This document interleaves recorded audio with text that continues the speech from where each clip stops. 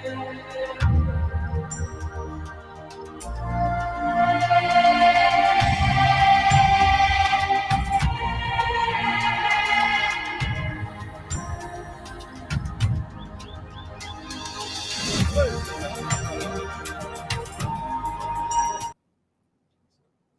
evening and welcome to Undaunted Weekly Recap.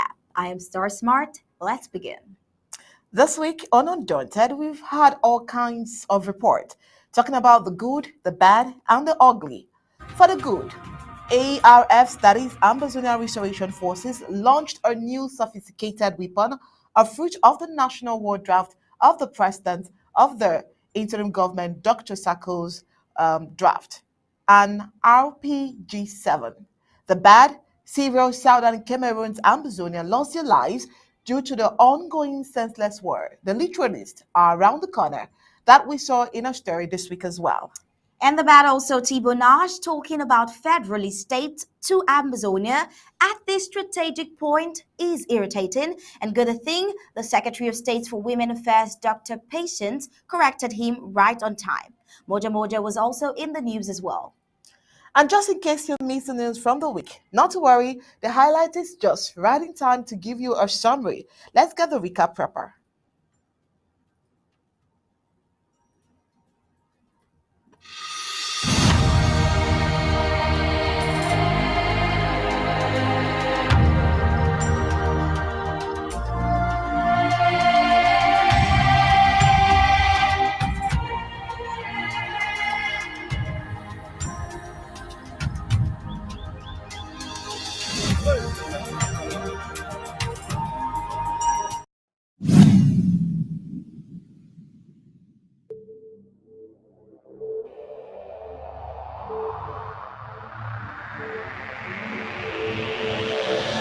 The media greatly influences society.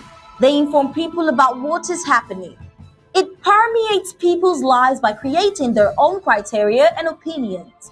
In this way, the media moves the masses, creating different social movements. For over 60 years, the people of Ambazonia were deprived of such privileges. The privilege to enhance their own criteria and opinion. They have suffered cultural genocide for 6 long decades, but not in this age and not with Undaunted ABC Amber News on board. You must understand that wars are fought and won in the media. The speed of the revolution on Ambazonia's quest for freedom cannot be explained without highlighting the diligent use of the media. Franco-Cameroon colonizers, among other strategic moves, weaponized the media against Ambazonia for so long, and they continue to do so even today.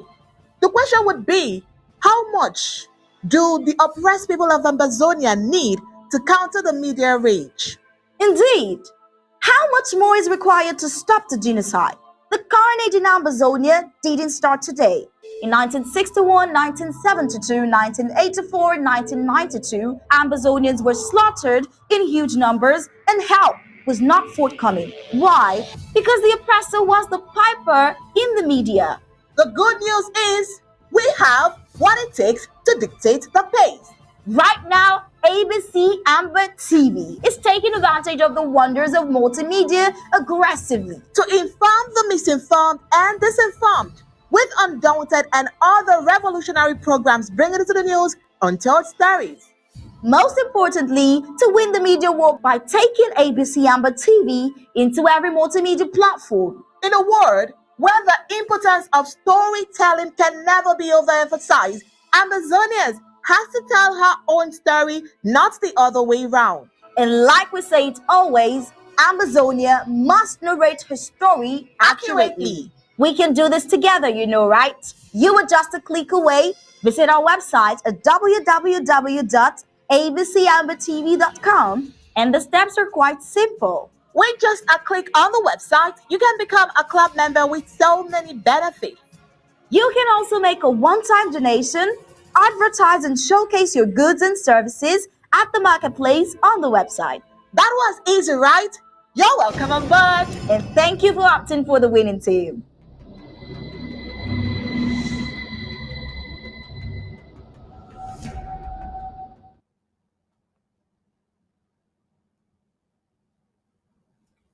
You're welcome back. Now, let's start the recap. In a video captured on the 19th of November 2022, General Talk and Do of Bowie County has appreciated the war draft, a strategy put in place by the interim government. Now, in the video, the rather more motivated general presents a new sophisticated weapon, a fruit of the national war draft of President of the interim government, Dr. Sako, an RPG 7. The RPG 7 is a portable, reusable, unguided, shoulder-launched anti-tank, rocket-propelled grenade launcher. 19th of November 2022, Major General Talk and Do at the Come Live. First, I want to send revolutionary greetings for all the commanders in for ground, as for home front, all the field marshals, especially Field Marshal Sabon. They salute all the warriors team waiting there for diaspora. And as we come out today, we want to present our major farm tool. People are saying farm tool for the understanding of the people. Now, the major farm tool is the RPG, where the RPG, how the warriors and put them for their hand. The common now for the national government war drafts where they make them for this 2022. So now the benefit for the war draft this where we the warriors ARF for the put them for hand. So one send word of thanks to the interim government under the leadership of His Excellency President Samuel Sako Ikomi, where he be the president for Ambazonia. Where I want to them consider the effort where they don't make them together with the people them for Bui County with them for diaspora position so make we warriors ARF the group from strength to strength. And with the promise when I say we no go relent with effort until we reach Buya. And one thank the Bui warriors security team and the Bui warriors team where they for outside country, that's for diaspora, for their endless efforts, their support where they began for we will one thank to all the friends them and well wishers for Amazonia and why not the county. They don't see them say make we the group from strength to strength with their endless support and where they began for them. We put we hands them together for thank una plenty for all that support them where we don't begin for we. So one thank una and we not even get plenty for tell una, but una know say the joy it be for inside we had and with the promise una say wait we will take we to higher levels, we will take we to higher heights. So with the promise una say we the Bui warriors ARF will continue to fly the flag of Amazonia till we reach Buya. One spirit, one love, short live the struggle, long live the nation of Amazonia. Thank you all.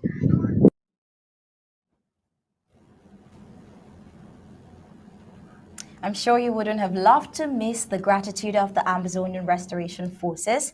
Well, moving on this week, we also talked about the corruption by La Republic du Cameroon. The so-called Anti-Corruption Committee, CONAC, punishes 518 people, but not those really expected by the Cameroonians. And according to the illegal National Anti-Corruption Commission, CONAC, 518 people have been punished for corruption crimes in the Cameroon, and an impressive figure, but not satisfactory to Cameroonians, as known economic corrupt officials are still on the loose. And according to the report, Illegal Connect states that 518 agents were dismissed in 2021 as part of the fight against corruption in Cameroon. All right. Also, this week, two young Amazonians were killed on Sunday, November 20th, 2022, and their remains strewn on the streets of Babanki by the Colonial La Republic du Cameroon military, captured in a report by the whistleblower Nzui Manto. These boys were not Amazonian fighters, because according to those who knew them in Babanki, these boys were killed by the Colonial La Republic du Cameroon military after asking them questions about the whereabouts of Amazonia liberation fighters. Now, Undaunted learned this week that 4 simultaneous attacks on the Colonial La Republic du Cameroon military targets Kombo, Bamenda, Bokassi, and Mamfeluk government areas. It was a bloody weekend, and field reports said 23 Colonial La Republic du Cameroon soldiers were killed and 12 wounded, and armored cars were damaged. Throughout the Colonial Senior Divisional Officer of MASM, Simone Emile Moe, in a communique of November 17, 2022, stating the circumstances that led to the exchange between students of GTHS Nkwem Bamenda and the Colonial Republic of Cameroon soldiers camped there. According to Simone Emile Moe, a student defiled disciplinary tenants and became uncontrollable as attempts to discipline him failed. Well, Ngong Deving, a student of BC4 GTHS in Queen, he arrived on campus. This is the narrative now around 8 a.m. on Thursday, the 17th of November, unkept and looking drugged. He added as findings of preliminary findings, and the communique continues to say that the student challenged the discipline master and security forces. Well, going on to read what they said about this scenario, that surprised to see a student in such a state, the discipline master stopped him for questioning. In the course of questioning, the Vin suddenly became aggressive and unruly, noticing the strange, suspicious, and dreadful behavior of the student. One of the security officers on duty on campus intervened and subdued the student, states the SDO. Now, this statement by Simone Emile Mou, the colonial SDO for MESM, contradicts the video on the incident. In one of the videos on what happened, a COP student is bundled, lifted up, and thrown to the ground by a security officer.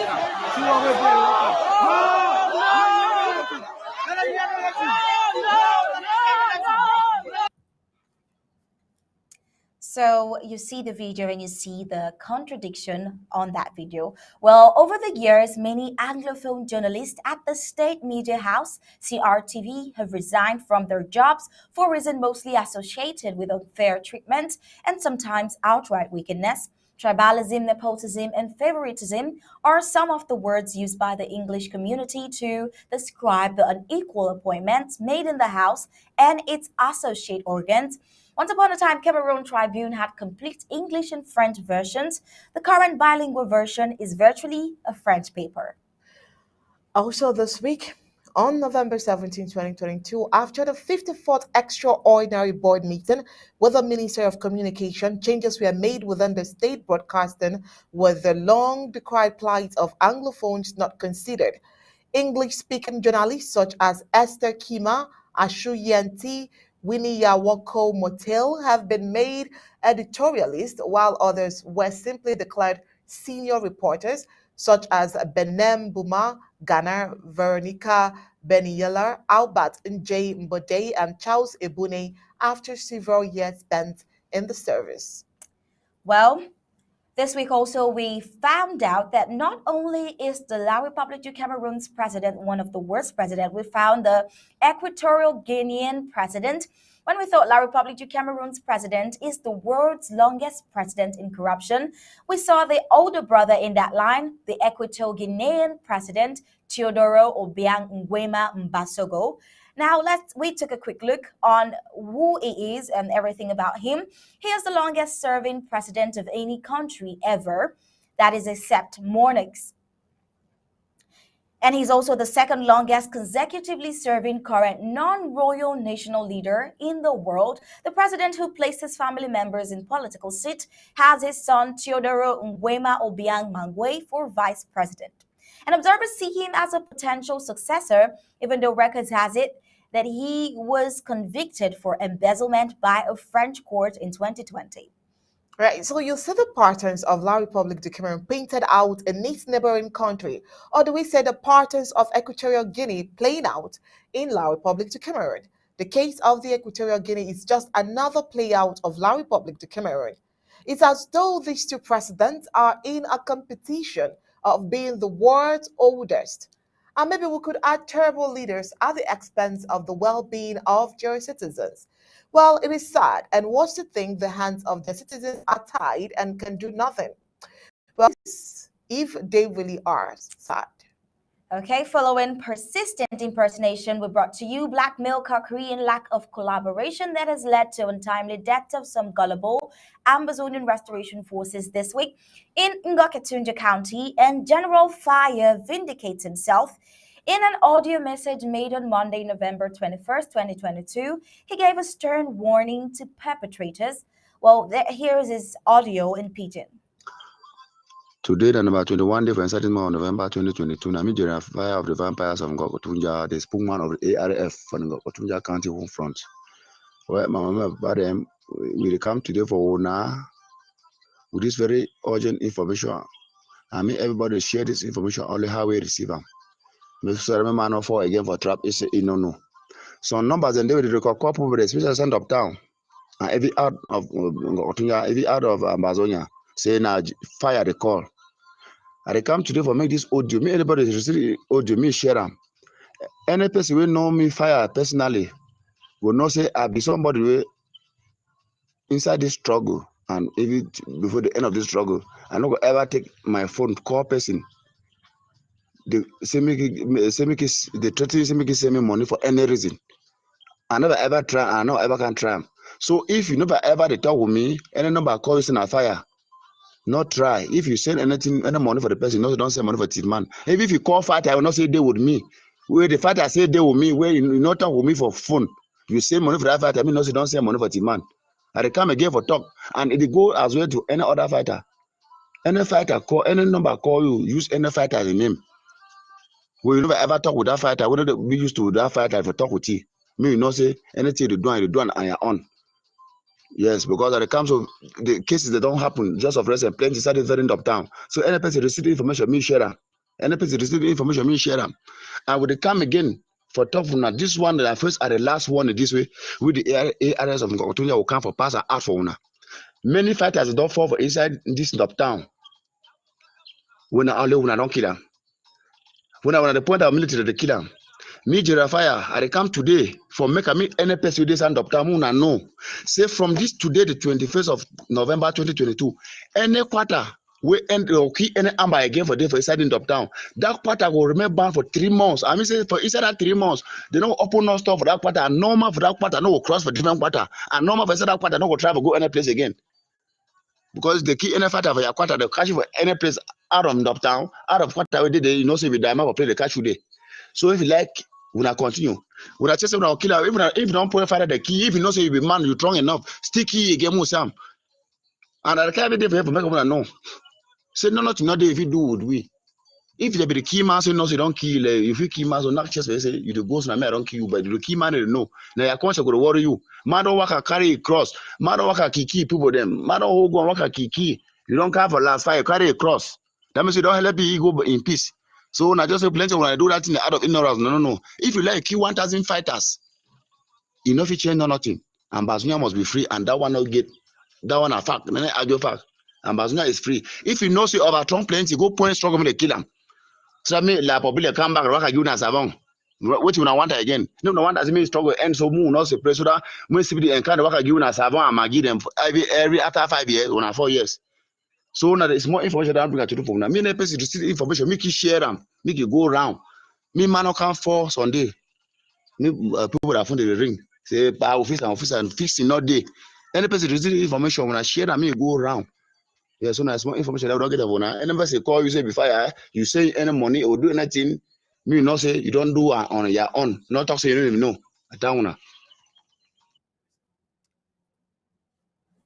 Well,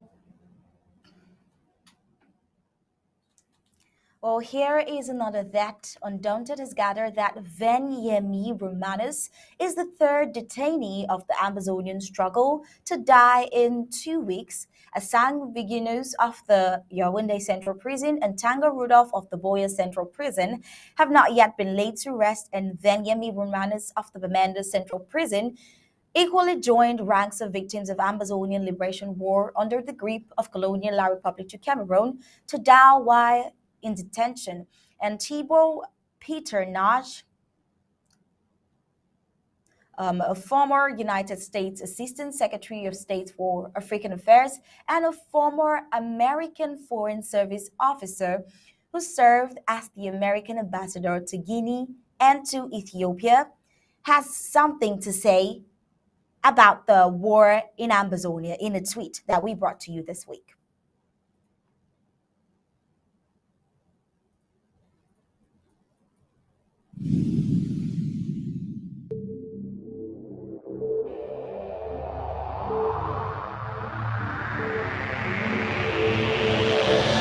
The media greatly influences society. They inform people about what is happening. It permeates people's lives by creating their own criteria and opinions. In this way, the media moves the masses, creating different social movements. For over 60 years, the people of Amazonia were deprived of such privileges. The privilege to enhance their own criteria and opinion. They have All right. So the truth is that, according to the tweet, it said Southern Cameroon's Amazonian community is split between federalist and independent advocates, but everyone should be willing to support a demand for an internationally supervised referendum on the ground to let the people decide their future, not the diaspora. Well, Jane Foncher had said that those thinking that federation is a solution to the Anglophone crisis should read his resignation letter of 1990. Then, as well, Chris W.J. Robert, who is a fellow at the Canadian Global Affairs Institute, dropped a tweet in this post about Tibonage, and he responded by saying Federalists might have carried the day 5 years ago if real institutional reform looked possible in Yaoundé. Cameroon would be stronger. He even said, including in football, as one country. But 5 years of zero effective reforms, millions displaced, thousands killed, and he even included Frank on the horizon. Well, meanwhile, the Secretary of State for Women Affairs also reacted to this, and Dr. Patience Abiedu, she said, "You are wrong, sir. Cardinal Tumi's NCD and surveys have shown that independence is the preference of Southern Cameroonians. We already restored our independence. You should rather push for a negotiated settlement between the two warring parties as per USA Resolution 684 at Secretary Blinken." Now, she went on to explain that on the 22nd of September 2017, the people of Southern Cameroon rose up in union across every city, town, village, and county with peace plans denouncing the continued colonization and illegal occupation of their land, and again in a similar fashion came out in their masses on the 1st of October 2017 and reclaimed the restoration of their independence. Well, we also looked at the Ekondo Titi Kumba Road that the colonial regime sent its engineering army unit to construct due to the security threats in the southern zone, and work on the site was suspended several years ago after the war started. Now, this being their reason makes humor out of the fact that the La Republic du Cameroon MP of the area, Ekole Peters, said there is no war. Well, Undaunted is gathered from Bamenda inhabitants why the cost of living is high, away from the increasing prices of basic commodities that is making living a problem. Absence of coins have been identified as another indicator for the costly living condition in Amazonia. A journalist called Che, not his real name, explained the mornings of Tuesday, November 22, that he is losing a lot to one of the communications networks in Amazonia. Yeah, but you know what bothers Undaunted in all of this is that since dictator Paul Biya declared this senseless war on Amazonia in November 2017, which has been raging for 6 years and counting, a useless war that has claimed over 50,000 innocent lives, sent millions on involuntary exile as refugees, burnt down over 600 houses and 500 villages, many Amazonians missing and uncounted for, with hundreds in jails, according to Amazonian La Republic de Cameroon. With this genocidal record, what is the world waiting for? What is the African Union waiting for to take the bull by the horns for colonial occupier La Republic de Cameroon to evacuate Amazonia with its troops?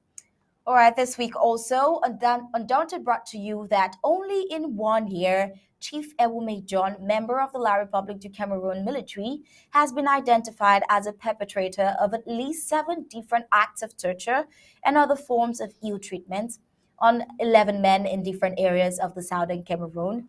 And this year alone, so far, he has committed 7 acts of human debasement upon fellow human. He has grilled at least 11 people in his torture chambers under the watchful eyes of genocidal Yawunde, his employers. You know what is really striking here? He is a chief and does this under the watchful eyes of other traditional authorities. Moja Moja is a supposed law and order officer recruited by La Republic du Cameroon, probably for such functions as he who pays the piper, of course, dictates the tune. His roadmap is to displease fellow Amazonians and please the colonizers, genocidal La Republic du Cameroon. Just a gentle reminder that La République du Cameroon has never dialogued, and like President Sacco said, colonial and genocidal French Cameroon has never dialogued with Southern Cameroonians, nor have they ever accepted any proposal made by Southern Cameroonians, because to them, Southern Cameroonians are their slaves and must be treated as such. Now, every time colonial and genocidal Francophones have pretended to dialogue with the Southern Cameroonians, it has been to force down the throat of Southern Cameroonians, who they, by the way, consider as their slaves, their agenda for the annihilation of the identity and territorial integrity of the Southern Cameroons. Now, also this week, barrister Charles Taco debunks Munzu by righting the wrongs marketed by the latter against public opinion and international legal instrument bearing on the right of the Southern Cameroons, Amazonia, on their fundamental right to self-determination. The learned lawyer doubts the sincerity and honesty of Dr. Munzu in all his outings. Well, on Thursday, November 24th, it was Christian in Awing village, a Black Thursday, following the killing of 2 persons, abduction of 2 others to an unknown destination, and setting a Toyota Hilux vehicle and the driver ablaze. The population of Awing village are still in shock and in consternation with the killing of a popular man called Sarah and his vehicle set ablaze. This macabre act happened during the early hours as everybody was bracing up to start the day. The killed driver at press time is identified by his nickname Sar.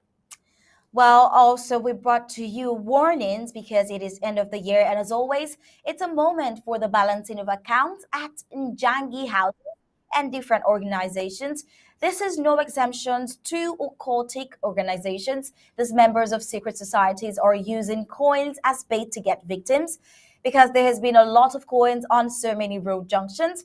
Last week in Douala, a young man picked money on the street, bought something to eat, but died. Now, the question we asked was, why did he die? And we told you that because he picked something from the street, the festive season is here and you have to be careful. There is a picture of a woman also who ran mad because people refused to collect the money she was given.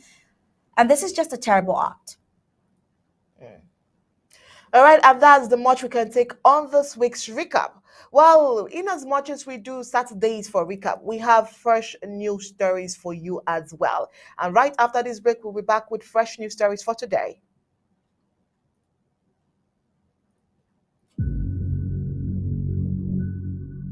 We the people, ABC Amber TV, Ambazonia Broadcasting Corporation. The voice of the voiceless, the voice of Ambazonia, connecting the world from Africa.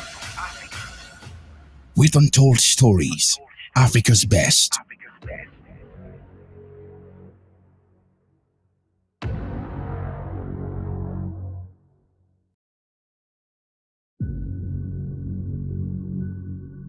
We the people, ABC Amber TV, Ambazonia Broadcasting Corporation.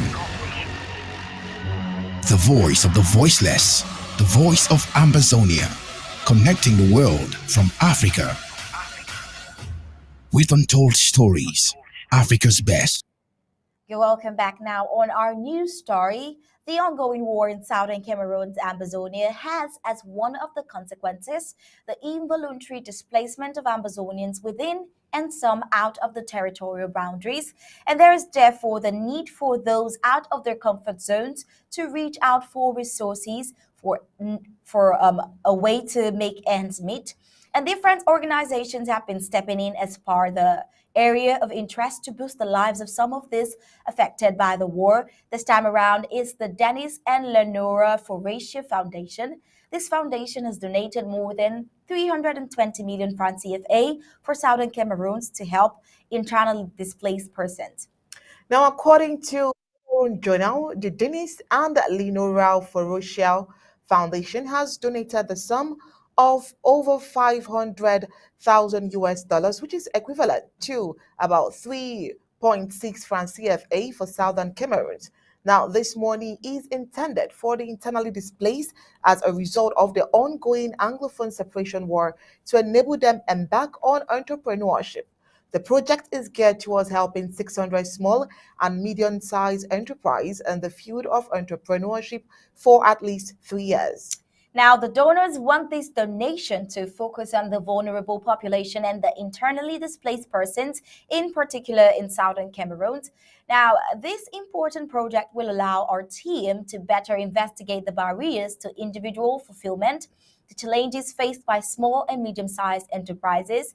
At the same time, it will contribute to the improving professional skills of women and young people. This was from Dennis Foresha, one of the co-presidents of the Dennis and Lenora Foresha Foundation. The project will be led by the Foundation's Small Business and Entrepreneurship Center, SBEC. This center was founded to support SMEs and promote policies that stimulate innovations and job creations. Now, contributions of the social media in making Ambazonia override La Republique du Cameroon in a senseless war. Now, we have between a biased La Republique du Cameroon state media, a battered gullible private news sector, a bought over so-called Ambazonian media outlets, a toothless international community, the social media must be commended. Well, a growing body of literature shows that social media plays a key role during crisis and conflict. This is true on the ongoing war declared on peace-loving Amazonians by the dictator Biya, president of French Cameroon, which has claimed over 50,000 lives since 30th November 2017. Now, this is true because Yaoundé authoritarian regime stifles traditional media, intimidates and corrupt it such that they are vulnerable and gullible. And instead of being the veritable watchdogs of the corrupt system, they turn to sing praises to a system that has lost all tenets of governance. In La Republique du Cameroon, any media that does not work in favor of the moribund gender is shut down.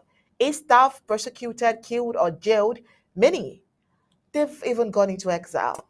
The coming of the social media has been a blessing to the Amazonian quest for freedom, especially as all mainstream media had been brought over to join the national taxpayers broadcaster, the CRTV, singing praises to save the face of Yaoundé colonial regime.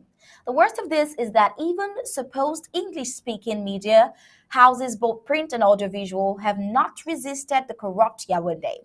They went for crumbs until today they stand against the Ambazonian liberation struggle in favor of the oppressor La Republique du Cameroon. Like the Yaoundé failed regime that has lost its compass, the supposed Ambazonian press has failed to be militant, standing for the truths against injustices, especially at a moment of history such as this. If not now, when can Amazonians feel the positive impact of their own so-called media organs, even when meaningful francophones like Dieudonné Zumber have said it clean and clear on several occasions that the colonial La Republique du Cameroon army cannot defeat Amber Boys and that the world should be ready to welcome a new country called Ambazonia.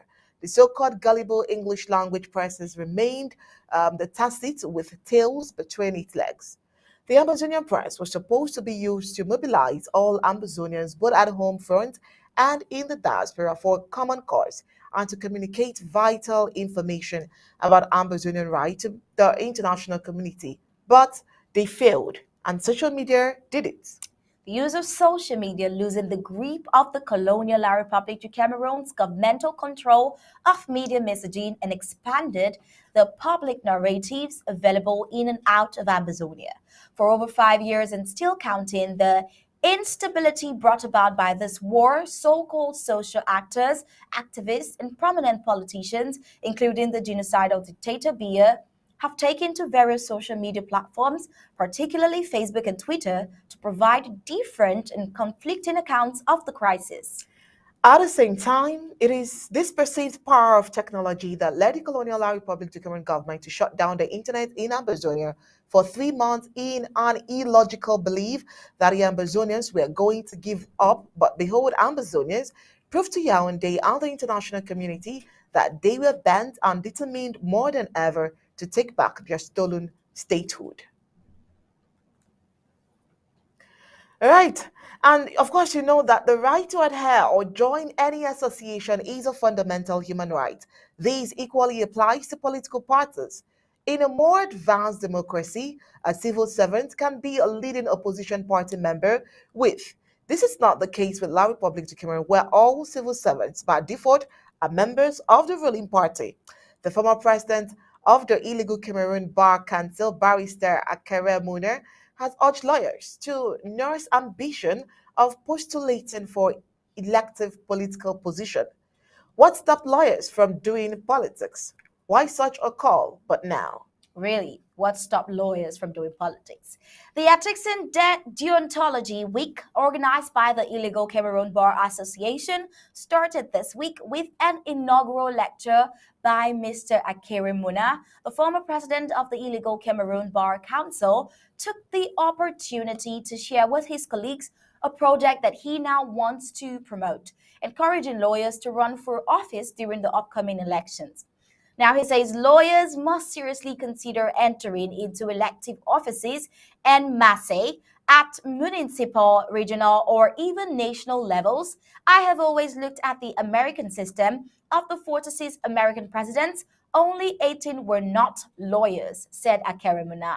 Now, this proposal is the best way for the bar to contribute to ensuring the rule of law. If we believe the former president of the bar, he is convinced that, quote, we live today in a country where the absence of honesty, fairness, justice, and integrity is at the heart of the moral crisis we are going through. The very survival of our country depends on how prepared we are as a nation to address this problem. Now, he continued that it is almost as if the citizens of our country have become desensitized to stories of embezzlement, corruption, blatant conflicts of interest, favoritism, tribalism, and nepotism. It is almost as if all this has become the new normal. For Akere Muna, lawyers cannot participate in this conspiracy of silence. He says this is why it is urgent that lawyers get involved in politics. Among other solutions, the idea is for them to enter in mass the parliament, municipal, and regional councils for a better rule of law without forgetting the place of presidency.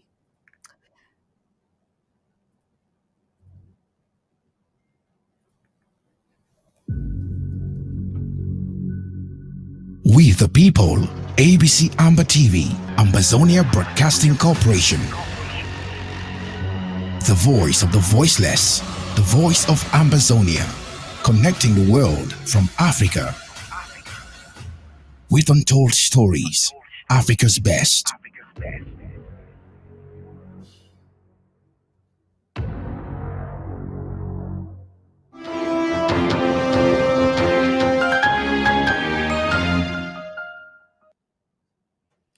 All right, of course, it's Saturday when it's time for us to have exclusive discussion. Now, for tonight, we have two great minds. We have Barrister Tim Bessier, we have Barrister Fu Johnso, And tonight we will be talking on the topic the United Nations Human Rights Council's Working Group on Arbitrary Detentions opinion on the Naira 10 hotel abduction. Of course, it's a groundbreaking role. Ladies and gentlemen, you already know that when we have these two great minds in the studio, is a time for you to learn. Our history can never be forgotten as far as we have them. All right, it's nice to have you here, Barrister Frujon and Barrister Team Mbesea. Well, tonight we're going to be asking questions in regards to the Naira 10 abduction.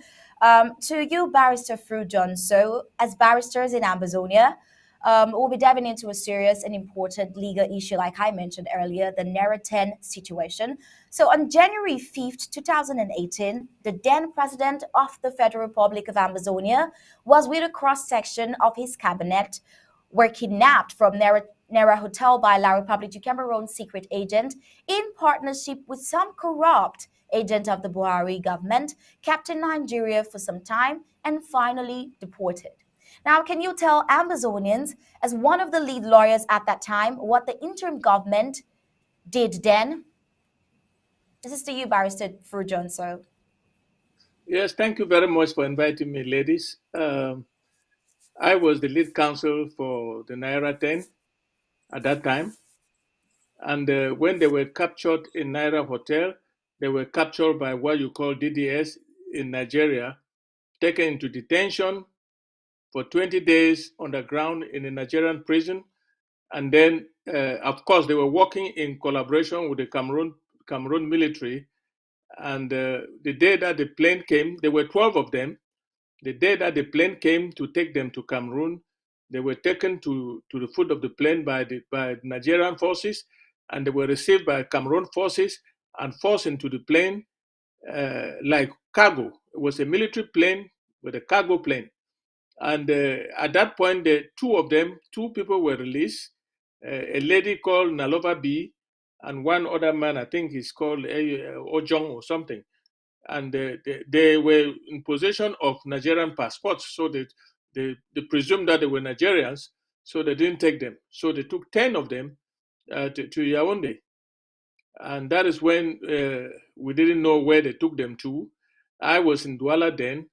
The speculation, there was a lot of speculation, and even John Ba Akoro even said they have been killed and thrown into the sea, but that was not true.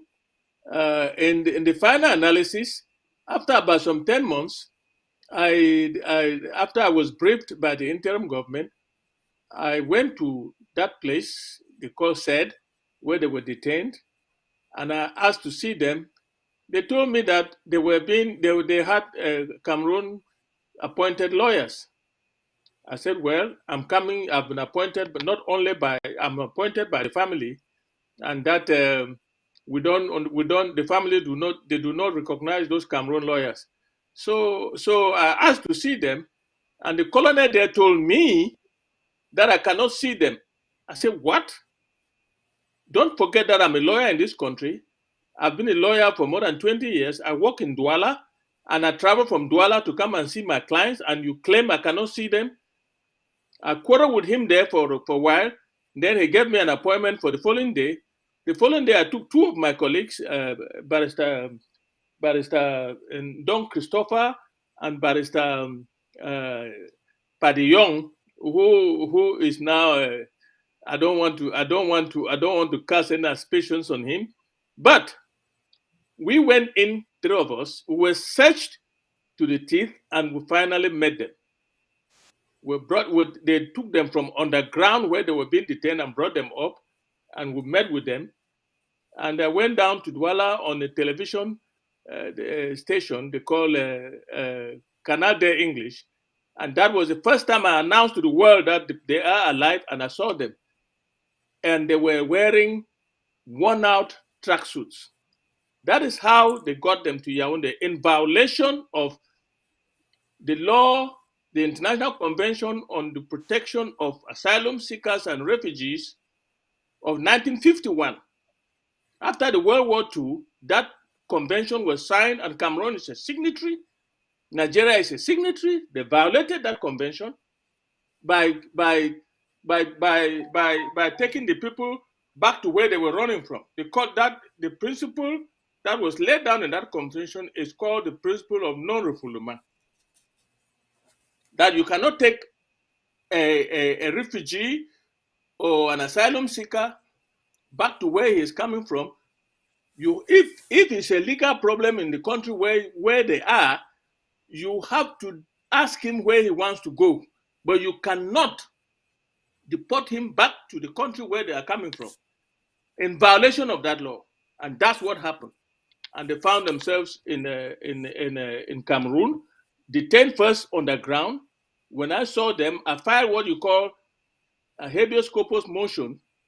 Habeas corpus motion means bring the body. So I filed it first of all in a Yaoundé High Court called the High Court of Mpundi.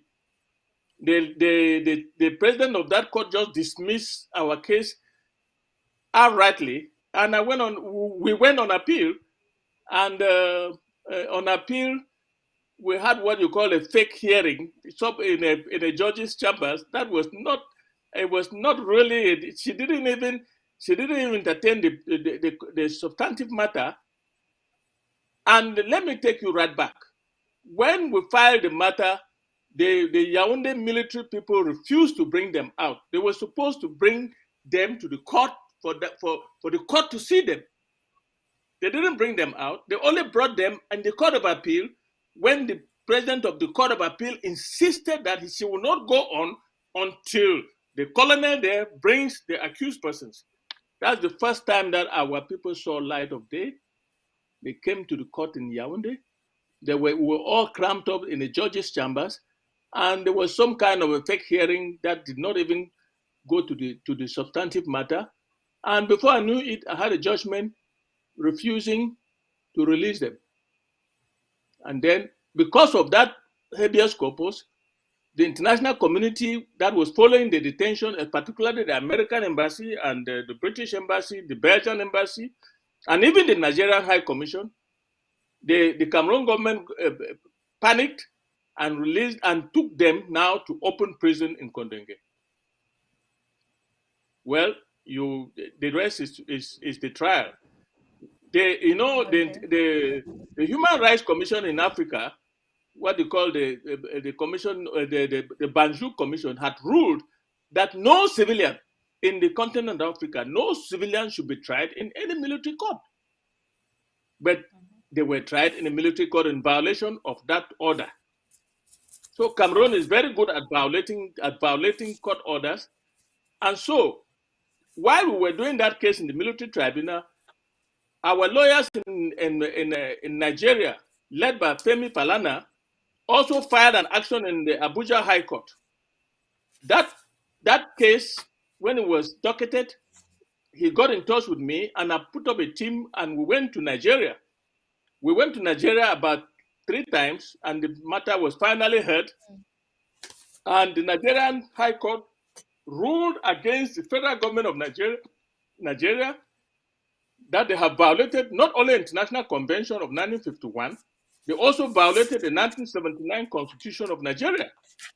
And that those people were brought back and they paid 5 million naira each.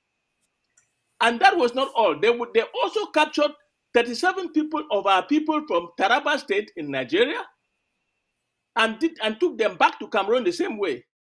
That same court, that same Abuja High Court, awarded 200,000 naira each to all the 37.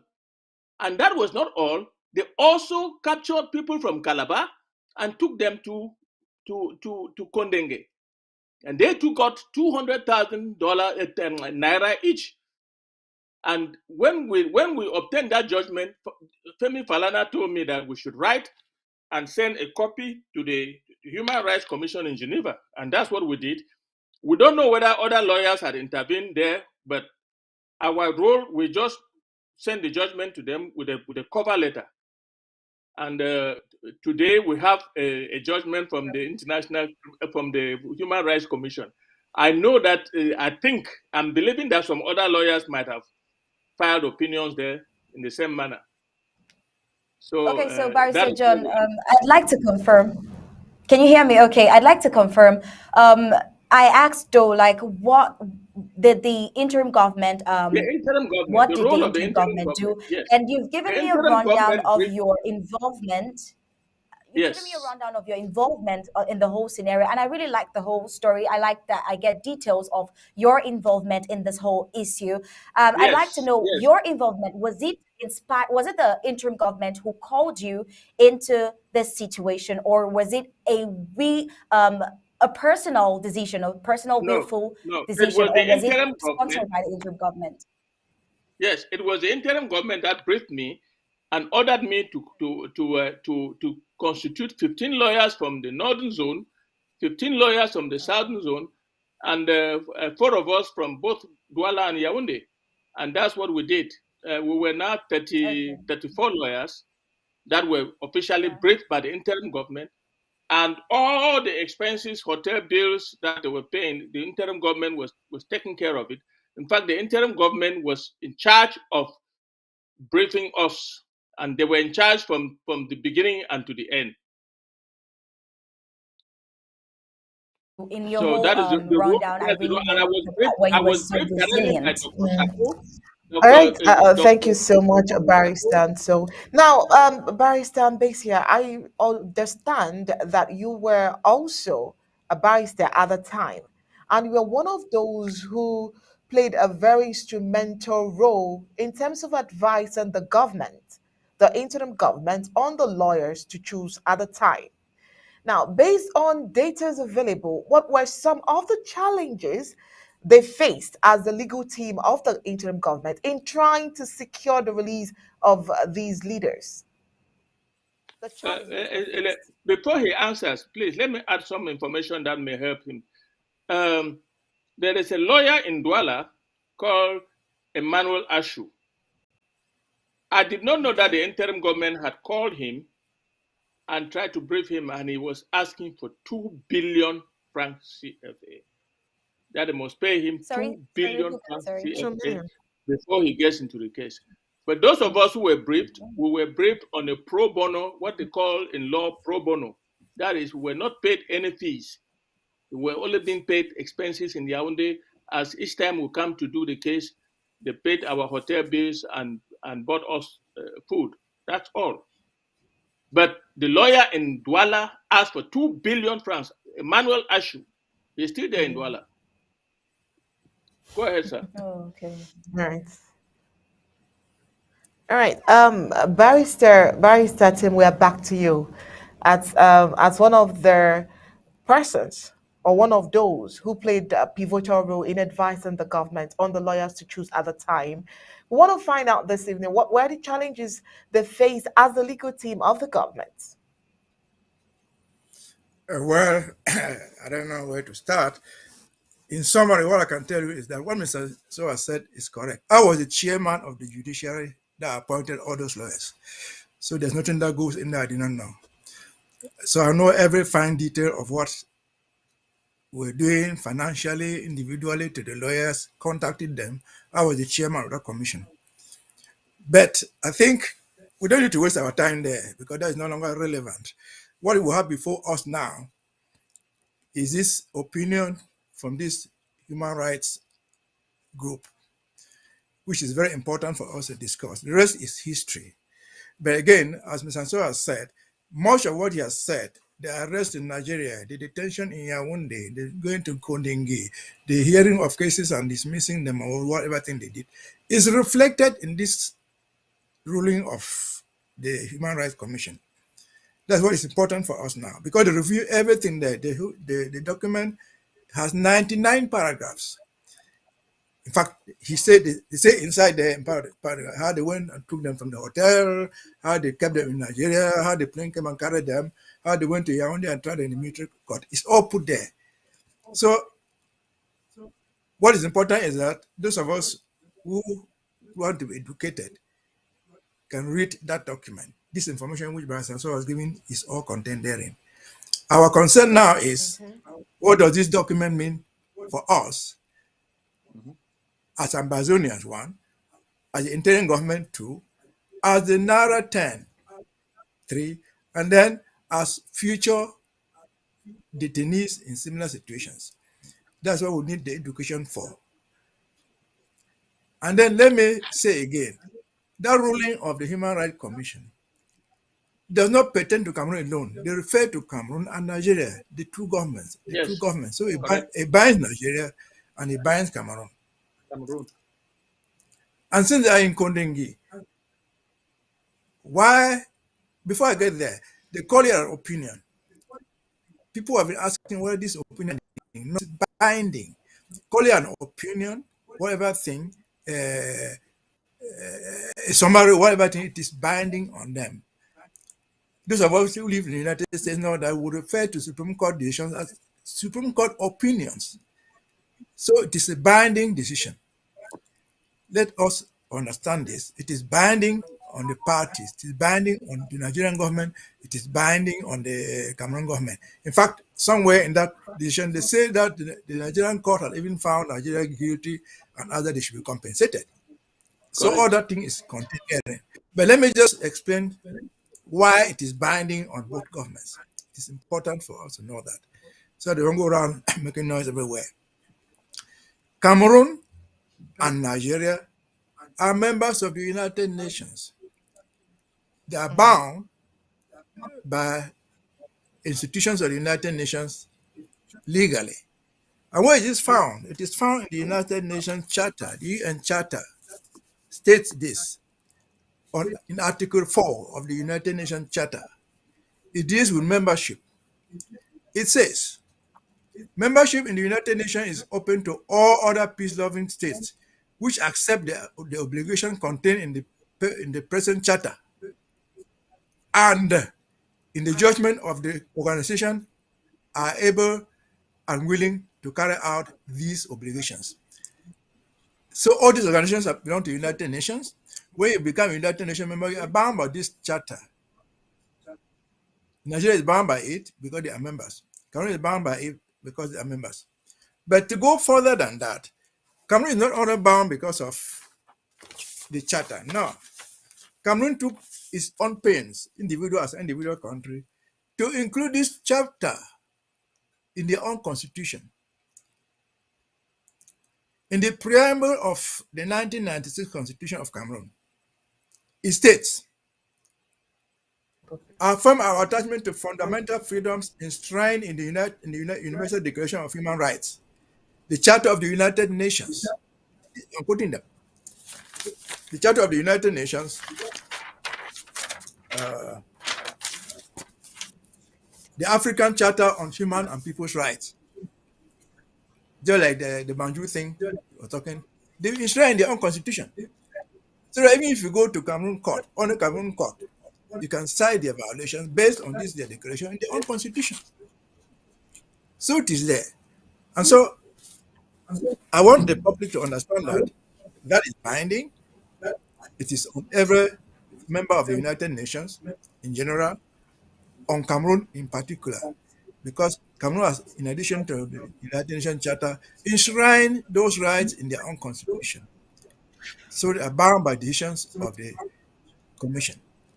Again, it is good for us to understand that Cameroon is noted for all these things. It is not the first time people of Ambazonia in particular and Cameroonians in general have taken Cameroon government to this institution before and have received judgments against the government of Cameroon. The few examples that the people that will know very well, everybody knows about Goji Dinka. Goji Dinka was arrested in similar manner, detained in Yaoundé, he escaped. But he brought an action in the United Nations Human Rights Committee and won the case against Federal Republic of Cameroon for illegally detaining him and refusing him his own rights. The next person who did it, that will belongs to us. Akwanga did the same thing. They tried Akwanga, adopted him, tried in the military tribunal, sentenced him. If he went away, he escaped. But he brought an action in the United Nations Human Rights Commission and won. Won the state of Cameroon for illegally detaining him, illegally trying him before the military tribunal, and so on and so forth. Abel Mukong did the same thing. These are all people that you and me know.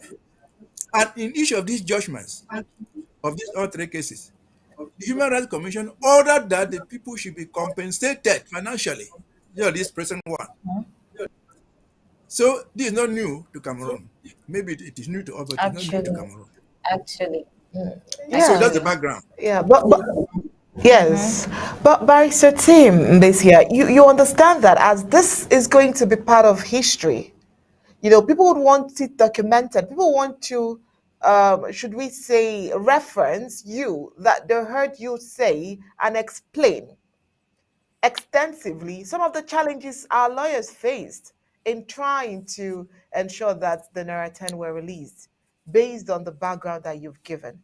People want to know, people want to hold on to it for future references. And that's why we are asking today. I'm sure Amazonians would want to know as well the challenges that they faced. Now this is the challenge, and this is the first. Let me take from the lesson that we learn to the challenge that we face. But as Ansar said, what they did, and they ended somewhere. Some lawyers, other groups of people brought this action, petitioned this action before this tribunal in favor of this Naira 10. What's the lesson we learn from it? Among the Naira 9 or 10, the Naira 10, there are two lawyers. This Yambe is a lawyer. The Sufa is a lawyer. They did not bring this in by themselves. What's the lesson we'll get from it? When you find yourself in that situation, people outside fight for you. You don't fight for yourself. If that had been the case, Sufai and Yembe would have just brought the action in court. But they did not do it. Some people who were outside, free lawyers, did it for them. And what's the lesson we've learned if looking back? Go on to today, now that our Naira 10 and others are in detention, you cannot fight for your own release. So people will fight for you. So this postulation that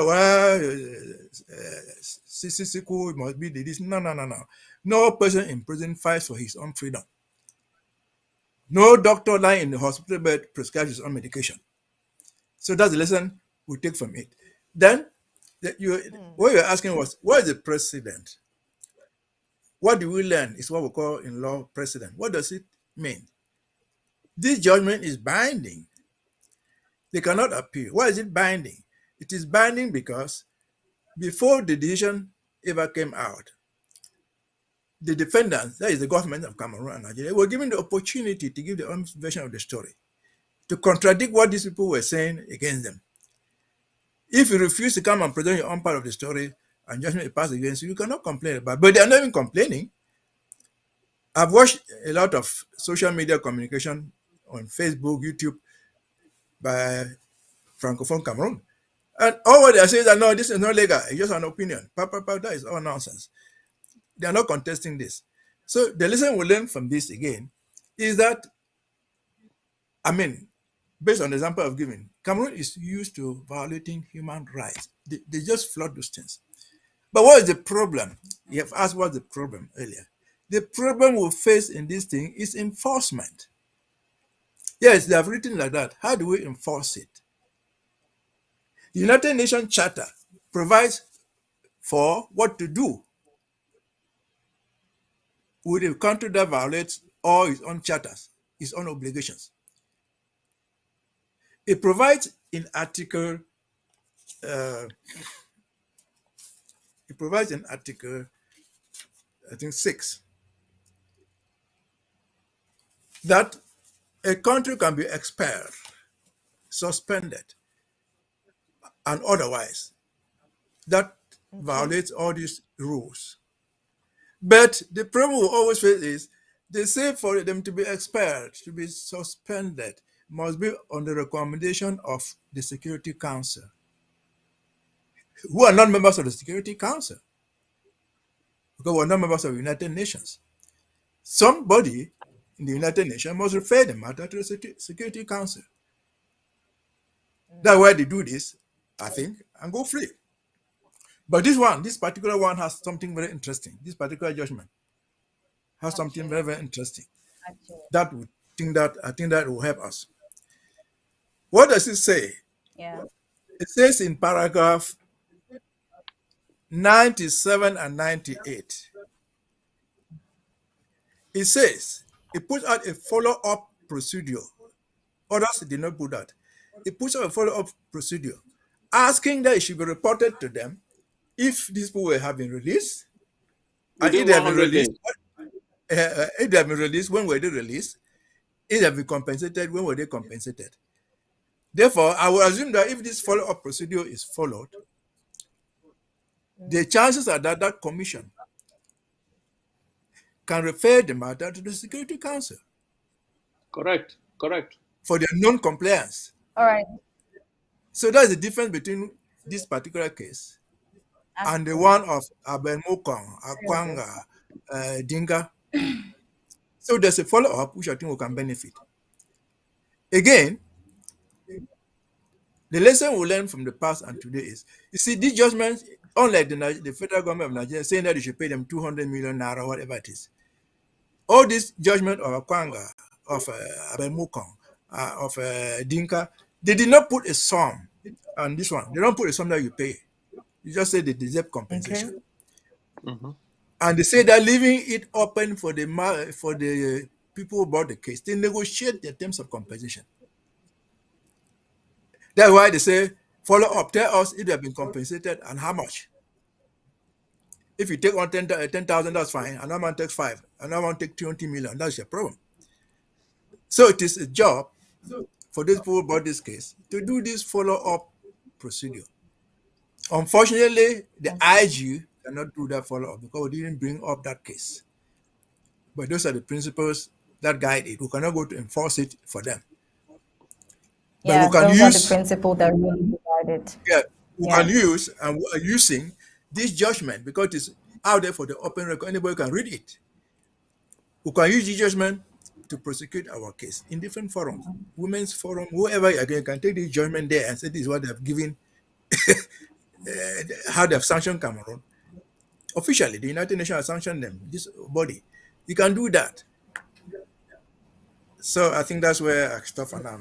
So I have something to say. All Yes. right, thank you so much, Barrister Tim Besia. Okay, before we get into the full details of this Neraton situation, would like to quickly get your reaction. I mean, like what you felt when they were deported to you, Barrister John Fru, and so what it was like when they deported them back to Cameroon. Yeah, before I answer, let me add a little bit to what my senior colleague has just said. Uh, this judgment from the working group has given 100 days for which this judgment must be executed from the day it was served on them, and it has already been served on Nigeria and Cameroon. Start counting 100 days from then. That's to show you the seriousness of this judge of this what Cameroon is rejoicing and calling an opinion, but it's actually a judgment. And failing which they should report back to them. And when they report back to them, as my colleague says, this matter will be referred to the Security Council. But there's one problem in the Security Council. That is where we will have to work very hard to make sure that countries like the United States, Great Britain, and whatever, they support they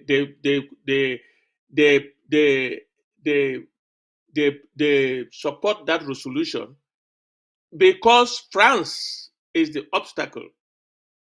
France may veto that resolution, and that's where this file dies.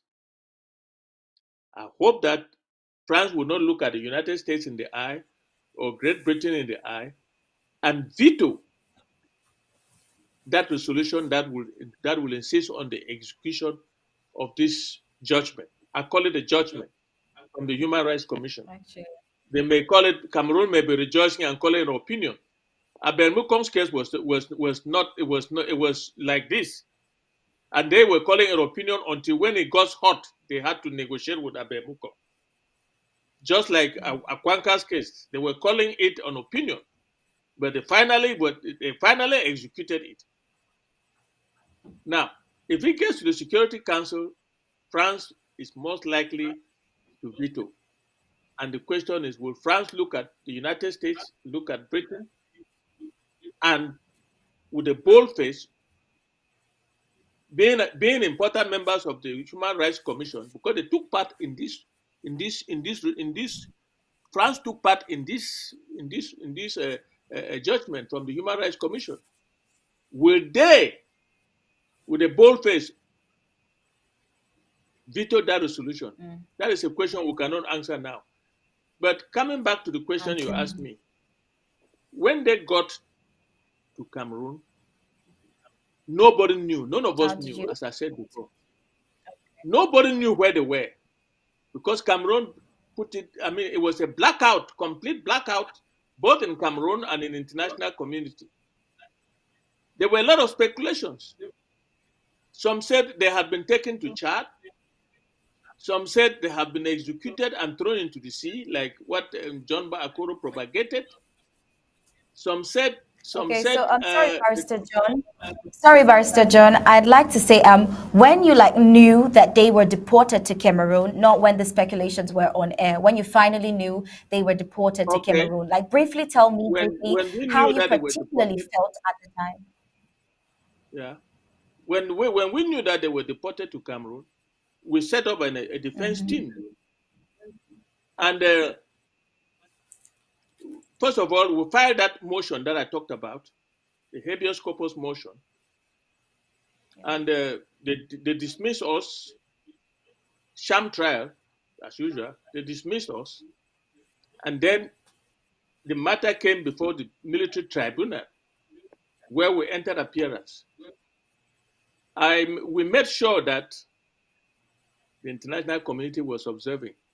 Every time the matter was coming up, there were 2 diplomats from the US Embassy, 2 diplomats from the Belgian Embassy, 2 diplomats from the High Commission of Britain, two diplomats from the High Commission in Nigeria.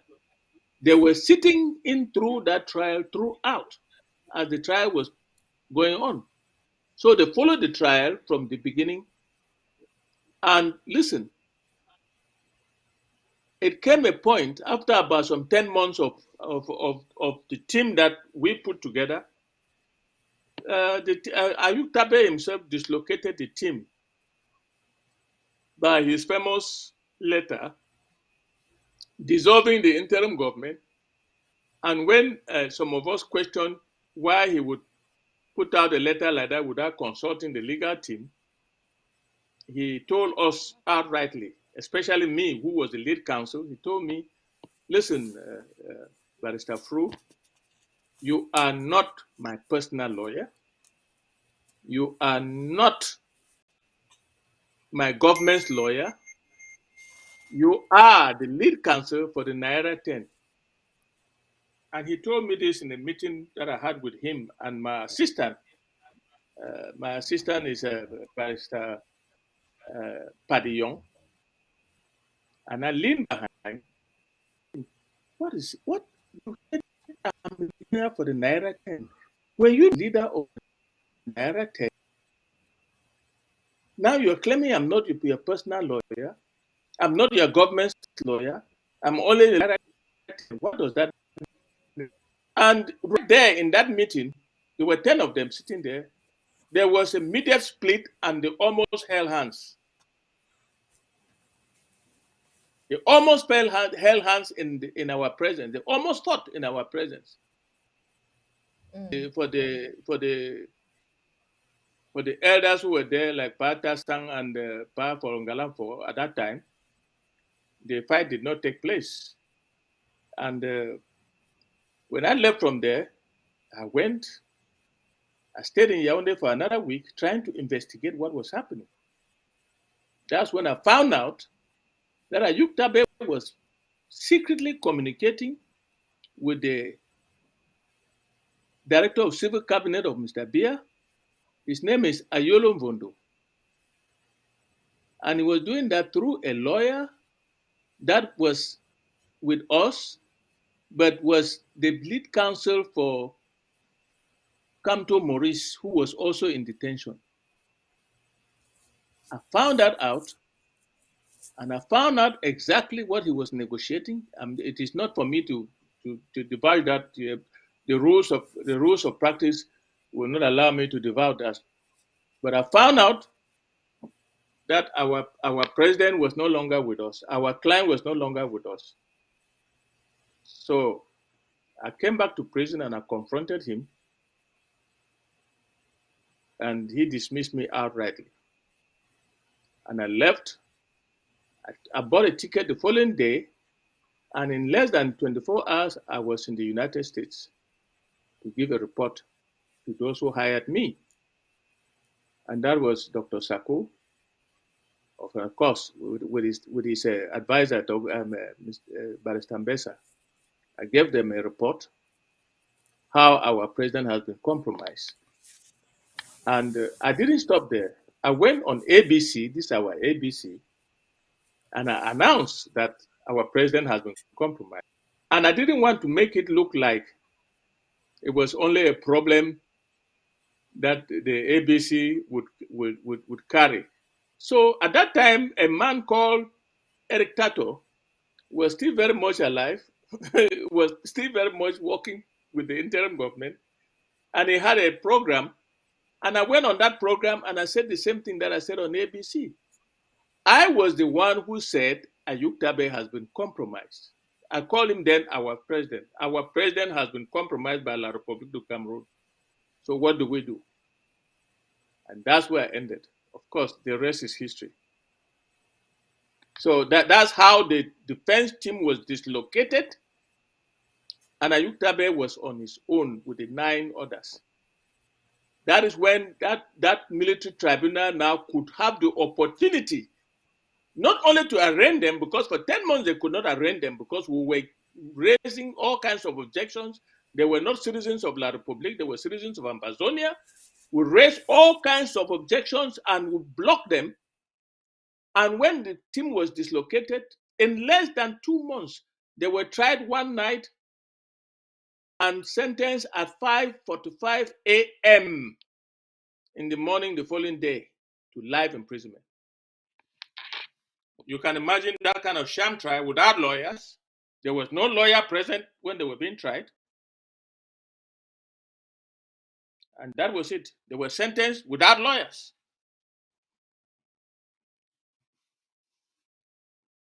So that is all I can say about that.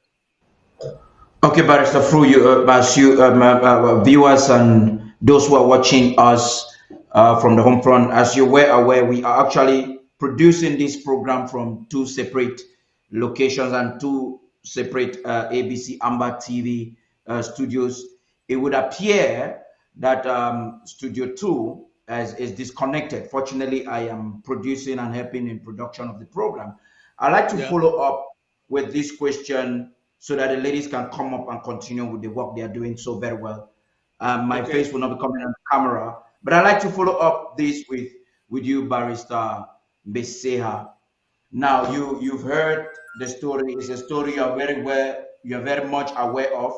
Maybe you want to put your phone on a silence too, so that it doesn't interfere with the production. You're very much aware of what is happening, what the systems are. I don't want to call it the Nigerian system. I want to call it the Buhari system in Nigeria. You're very much aware also of the system that France has installed, not just in Cameroon, but in French Africa.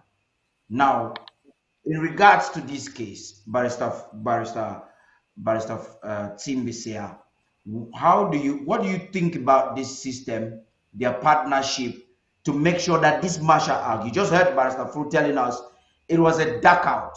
Even the international community was not aware. There are other groups of people who believe that it was done in compliance or under the very special sponsorship of France.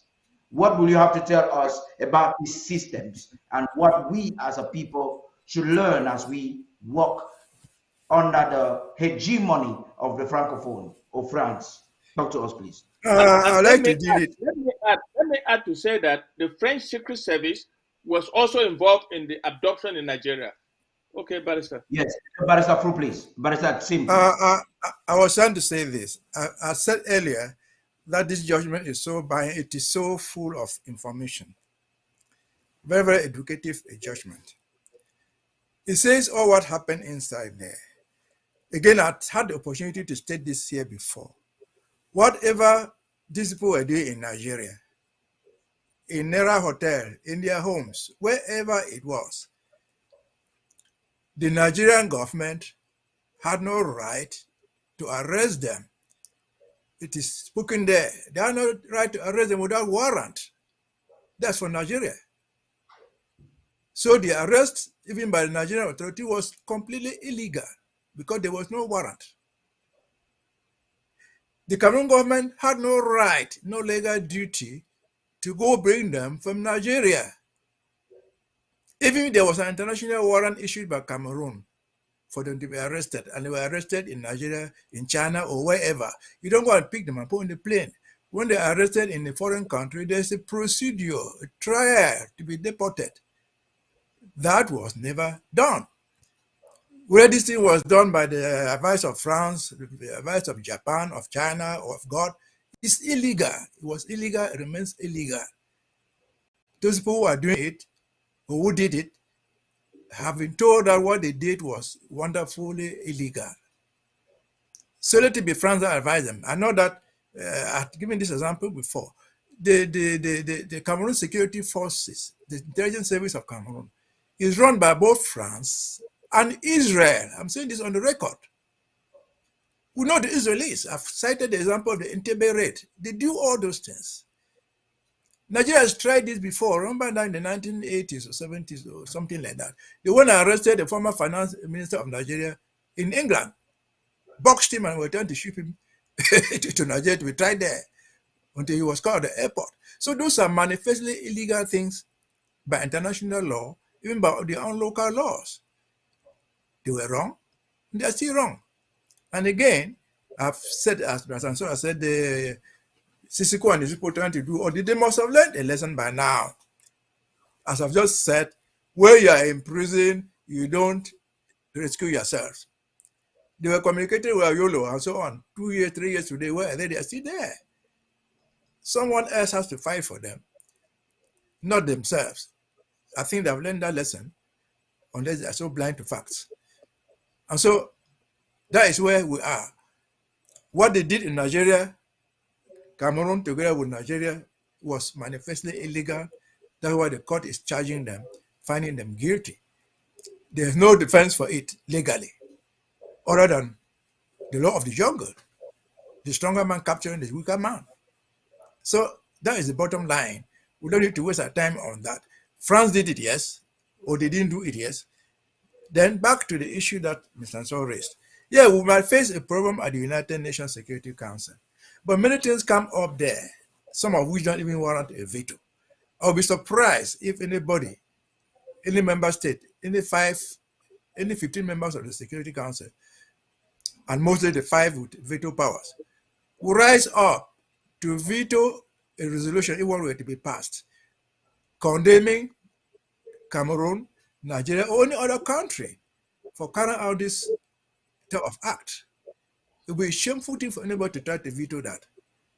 The Security Council deals with so many things. If they brought our independence, they might want to veto it, yes. But things like this, like human rights, I'll be very, very surprised if one will veto it.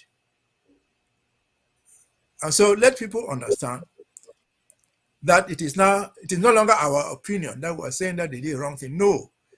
The International Tribunal, the United Nations agencies, have ruled that what they did was manifestly illegal. They have ruled that they should be compensated for what they did to those people. That's binding. It's no longer the opinion of the IG. It is not the opinion of me or of Mr. Ansel or somebody else. That's the law. Article 4 and 5 of the UN Charter binds Nigeria, binds Cameroon, and any other member state. So that's the bottom line I can tell Mr. Paddy. Let people learn from that if they listen to it from Ground Zero or from Home Front. Thank you very much, Barrister Fru, for that. I think the ladies will just write on with an article they have. And Barrister Fru, Barrister Tim, please. Thank you. I was just filling in the gap there. The ladies will write on with an article they have, and right after that, they will take the last set of questions with you. Thank you. All right, thank you so much, Star Party King. And yes, thank you so much, our amiable guest for tonight. We have this document here that's going to cue you in further with our other questions. And it starts by saying the United Nations Human Rights Council Working Group on Arbitrary Detention last month found both Nigeria and Cameroon guilty of violating international law in the kidnapping and unlawful deportation of 10 Amazonian leaders from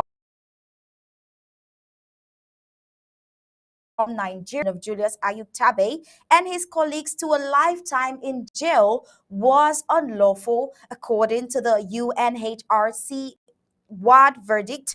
Julius Ayuk and his colleagues were in order and acted according to international law in seeking self-determination for the southern Cameroon's Amazonia. Alright, the WAD's opinion also recognized the African Commission's 2000 petitioners, the HCNC and SCAPO, which ruling recognized the Southern Cameroons as a people and therefore having a right to exist as a country. The UNHRC wide opinion consequently ordered Cameroon and Nigeria to immediately release the NIRA abductees to pay reparations for the abuse of their human rights and to inform the UNHRC on progress being made on the execution of the verdict. That September opinion is very significant as it underscores the lawfulness and legitimacy of the Amazonian statehood quest. In ordering for the immediate release of the Nera Hotel abductees on the ground that international law was violated and because of the legality of their quest, the UNHRC ward has been by this act rendered null and void all arrest, detentions, and imprisonment of Amazonians in connection with the present unrest going on in the restive territory. The wide opinion opens new horizons and brings renewed hope to Amazonians as it validates their quest, declaring it legitimate. Now, those Amazonians who were getting weak and giving up should therefore be encouraged and return to the fold with all they have. The imminent release of Sisiku Julius Ayuk Tabe, Pa Tasang, Pa Unfo, and others augurs well for the future of the struggle as they will be released hopefully and honorably as well. Now, Amazonia can look forward to that day, not only of their release, but of the Calabar and Taraba deportees, as well as of all incarcerated in connection with the crisis. We can start looking forward to clearing the air, several dark spots around the New Royal Hotel abductions, and moving forward in serenity. Yes, the UNHRC WAD verdict comes with doubts and fears as to its enforceability. These are legitimate, but it is on record that the UNHRC WAD are executable and have been executed around the world. Cameroon, in particular, has made recourse to international instances and had its request granted by the ICJ in the case over the Bakassi Peninsula, which is Amazonia, by the way. The WAD opinion is not the first Cameroon would be executing from the UNHRC WAD. Right? Meanwhile, Cameroon is on record for having executed the opinions in favor of Albert Woma Mukong Mbazonia and Eric Kengi, an opposition leader from the Mungo division of La Republique du Cameroon. In both cases, Yaoundé paid reparations to the tune of hundreds of millions in francs CFA. The present verdict opinion condemns two countries, Nigeria, that had unsuccessfully tried to deny involvement in the abductions and illegal deportation in its own municipal court, now stands condemned by an international jurisdiction. It says Nigeria will therefore mount additional pressure on Yaoundé to send back the leaders if it should have protected in the first place, especially now that the West African nation is eyeing a permanent seat on the UN Security Council. It is of utmost significance to note that the petition to the United Rights Council, the UNHRC's working group on arbitrary detention was filed by the Naira 10, backed by 52 law firms and human rights organizations from the territory, Nigeria, Cameroon. Now, the first petition filed in 2019 conveniently disappeared from the UNHCR system. Now, the second petition filed after your sentence to life imprisonment was consequently multiplied, saved, and closely guarded within the UNHCR system until the opinion was passed. Who disappeared the first petition and why is it probably the question whose answer shall not be known for a long time? But if you are guessing, you just may be right. Only two countries in the world had interest to block justice for Amazonia, the same that have refused and blocked internationally mediated settlements. I'm sure that you follow through this discussion, and I'm sure that your questions might just be as good as ours. So we'll be asking this evening, Barrister so now what can the interim government do or is doing to bring pressure to bear on both La Republic de Cameroon and Nigeria towards the implementation of the UNHRC war decision that we just read here? Well, the interim government has read the opinion, have read the judgment, and there have been meetings that have been organized. I'm sure Barrister Mbesta will be informed of the meetings. We will get there and we'll have to brainstorm.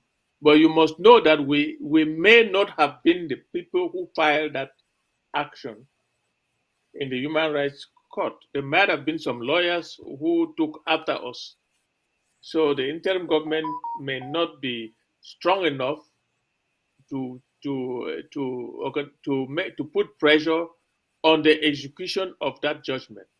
That notwithstanding, the Judicial Council, along with me and the cabinet of the interim government, will brainstorm this and see how far we can be of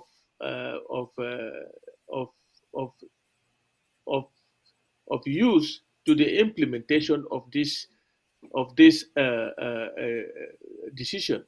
I also want to say that diplomacy now will go into high gear, and things of diplomatic things are things that are done quietly. We will not want to divulge anything because we don't know. Even if we know, we will not say it because diplomacy is very delicate, and we cannot discuss it on the media. So there will be diplomatic pressures that will be brought to bear. The interim government will undertake such pressures and make sure that if Cameroon and Nigeria resist the execution of that judgment and it has to go to the Security Council, we have to play a major role to ensure that nobody would veto that resolution. How do we do that? Yeah. By working with partners that we know that they respect human rights. As cited before, the United States, the Great Britain, the European Union, some members of the European Union, because I know that France will be so embarrassed, like my colleague said, France may not be in the position to veto anything that involves human rights. So the interim government has a lot to do, but we are still working on it. Judgment just came out, and we'll be brainstorming it, and to see the way see the way forward. That is all I can say about that. Yes. But before I go, the interim government has done it before. I like to give us information that Barrister Tim, myself, and Barrister Ghana, when we filed that matter to the International Criminal Court, we joined Nigeria to Cameroon based on the violation of international law and the way Nigeria treated our leaders in Nigeria. It was considered it crimes against humanity, and we joined Nigeria as a party with Cameroon, not only violation of crimes against humanity, but of genocide. So this is not, Nigeria has a lot to lose if they don't work to have this judgment executed because the ICC has them in their books, and they are looking at what to do next. So Nigeria should be very careful and to come clean on this matter. Cameroon may want to waver, but Cameroon is in a box because they have been known to have executed, like my colleague said, to have executed other judgments. So they must have this one executed. And if they don't execute it, they know the consequences will follow. And I don't think Cameroon, if they're wise enough, they will want to go through the hurdle that is ahead of them.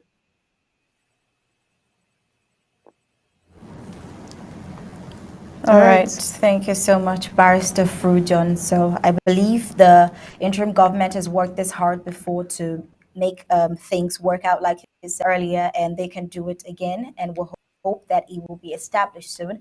Well, in an event that they are realized, let me ask this to Barrister Tim, in an event that they are released from the prisons they're in, what will the release entail? Shall they be released in Yaoundé, Cameroon, La Republic du Cameroon, or in Abuja, Nigeria?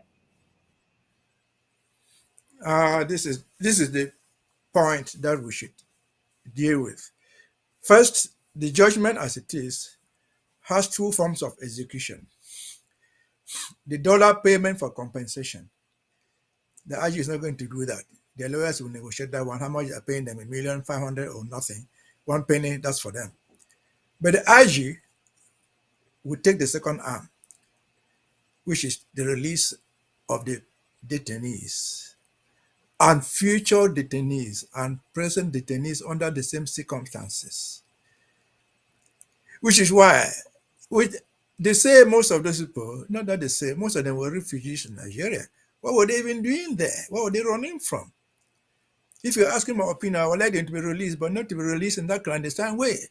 Where you can say, okay, Ayoktabe, go back to Manfe. They open the door, take you back to Manfe, you go to your house, the evening they come and catch you again. Now, you want that if released, these people should live free of further harassment. And so a release, an official release by negotiated between the interim government and they is the best way to get released. If you release them right now, it open the doors for them to get out of Konongi. In the next 48 hours, you'll find them running away. Some will pay their tickets to go to England. Some will go to America to meet their family. Because they fear that if they go back to their home, they will come and arrest them. Or they'll come and kill them in the night. They should be released in these conditions that they are free. Taking them to Manfe, to Nigeria is not the issue. If the Nigerian government still wants to come and eliminate them, club them to death at night, they will still do it. I think some of us remember late Justice Ebon. Ebon was detained in Yaoundé for 3 years because he had declared Southern Cameroon independence on the 31st of December 1999. They took him there, well, I don't know what's going on, but they detained him for more than 3 years. And upon his release, they say, okay, go. But since the law requires that they should take you to where they took you, they put him in an armored car, a military truck, and took him to Limbe, to Victoria. I released him there, say, okay, go to your house. Was he a free man? No. He had to look for a way to escape to Nigeria and then ended up here. So the interim government would want them to be released, if I'm speaking for the interim government, in such a way that nobody under those similar circumstances will face further threats. It has simply respected the rulings in the let me just cut in there a bit. So you're saying that even if they are released in Nigeria or they are released in Yaoundé, I mean, we just must be certain of their security, irrespective of where they are released. Yes, they need security to live. They have the choose to live in Nigeria. Like, I mean, most of those people there, the Sisiku was not living in Cameroon. He was living in Nigeria and others. I was one they were all living in Nigeria. So you're releasing them at the mercy of the talks, call them government in Nigeria or Cameroon. It's not helping them. I was trying to learn that, look, if the people had learned any sense from the Abel Mukong, from the Akwanga, from the Dinka, they would not have been going around arresting people again because they have been condemned for what they did. They would not have been going down, carry these guys to the military tribunal, which Akwanga's case, he wrote that was wrong. That was the same international tribunal. So they should be released. We want them to be released. And again, I insist, let them stay the calm. They have been there for close to 4 or 5 years. If we reach the judgment and will fight for their release, rather they themselves fighting for their release, they will come out under better conditions. If they entrust the thing to us, we will do it. And then to answer the question Mr. put by Sanfo, and so we will not leave any stone unturned.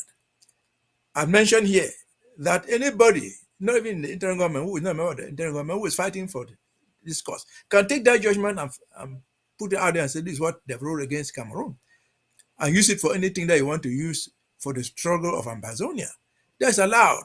It's precedent. The judgment is for the public record. Anybody can read it. Thank you. Can I? All right, thank you so much, Barrister Tim and Can I Basia. add That was something? really enlightening, and that's really a wise thing to do. Let me add something. Okay. Yeah. As somebody who did the case, I know the case file in Yaoundé in the military tribunal. All their passports were destroyed. All they don't have any traveling documents. They have nothing, not even the Cameroon national identity card. They don't have it. And the judgment in Abuja actually was specific. They should be returned to Nigeria, where they were taken from. And even Cameroon law says when you are released to and taken to where you were arrested. So any release now must be monitored by the United Nations, because what happens in Cameroon is that if you are released from that Kondenge, that you are not a free man. They follow you. I've lived in that system for almost 40 years, and I know exactly what happens. As a lawyer for 40 years in that system, I know that when they release you from there, they put a tap on you. Wherever you are, they control you. They tell you cannot go where you want, even if you have traveling documents. Look, I give you an example. This guy they call Nambele. Nambele went of course, betrayed the cause and went and joined them in Yaoundé. They were using him all over the place, traveling with him to Ndian and all over the place, trying to kill our people and so on. But they never gave him an identification paper. Not even a piece of paper. So Nambele found a way and escaped into Nigeria and is living in Nigeria peacefully. Well, if Nigeria is serious, and I know that Nigerian judicial system is serious, if you release them and take them back to Nigeria, it is the best thing that has happened. So that from Nigeria they can take off and go to anywhere, any part of the world, using traveling documents issued by UNFCR. They can use that and travel to any part of the world. But if you release them in Cameroon, you have not released them at all. You have not released them at all. You have not released them. Because Cameroon will tell you the world that they have released them, but they are being followed everywhere. Without traveling documents, with nothing, where can they go? So the best thing is to release them, take them back to Nigeria. And UNFCR should take charge and issue them traveling documents. That is the way I see it. There is no other way. There is no if the UN Human Rights Commission does not get involved in where they are released to and what will happen to them, then it is very, like my colleague says, it's very doubtful which of the wrongs and what they will be able to do. But I know that in Nigeria, if they go back to Nigeria, Nigeria will not attempt to do anything, because Nigeria knows exactly what they are up to, what they are facing. I don't think Cameroon people know exactly the magnitude of this judgment. They are calling it an opinion, but it will dawn on them when the time will come, when the UN Security Council decides to execute this judgment. I don't know when. I don't know what will happen to Cameroon. So they must be very careful. Nigeria knows exactly what is going to happen. The Attorney General of Nigeria has not executed that judgment in Abuja High Court, but he keeps it in abeyance. That doesn't mean that he cannot execute it right now as it is, but he cannot execute it without Cameroon releasing them. So if Cameroon releases them, the law says, both international and local law says, you take them back to where you arrested them. So if they take them back to Nigeria, it is better because UNFCR will take charge and issue them traveling documents. Since they are neither Nigerians nor Cameroonians, but they are refugees in Nigeria, controlled and managed by UNFCR. Okay, I'm going to be interjecting there very briefly, Barrister Fru and Barrister Mbeseha. The discussion has been very elaborate, and we will definitely be closing after another question. But before the ladies even ask this question, there's a twist here. Is it the release? I'm not trying to be egoistic, or I'm not thinking that Ambazonians are egoistic. We understand the pressure, the pain that there is for you to be in detention and paying for an expensive price. History also has it that Mandela was approached a lot of times and he made his demands very strong. We are not very certain. Please, you gentlemen could put your devices on I am on vibration. television. I'll call you later. We can proceed this discussion. It is not very clear the integrity. A lot of things have happened from Kondingi that the integrity of some of the narrative is questionable. So there are some who believe that Cameroon releasing them now would mean a case of Bobala, whereby they are only releasing them because they have been compromised.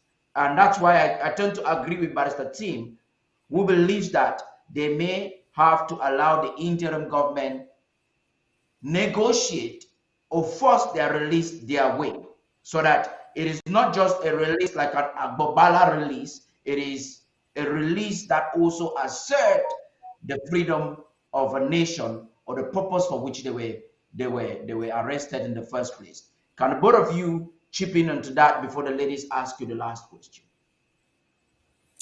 Let me say this. I've said this many times before, and let me take from what we know and we don't know. Now, we know, all of us know that our greatest challenge in this struggle has been finding someone who can sponsor our case at the United Nations. We have a very good case, but we cannot sponsor it ourselves because we have nobody. We have no country supporting us. At last, we have this avenue. Some organization might use this to seize the United Nations on our behalf.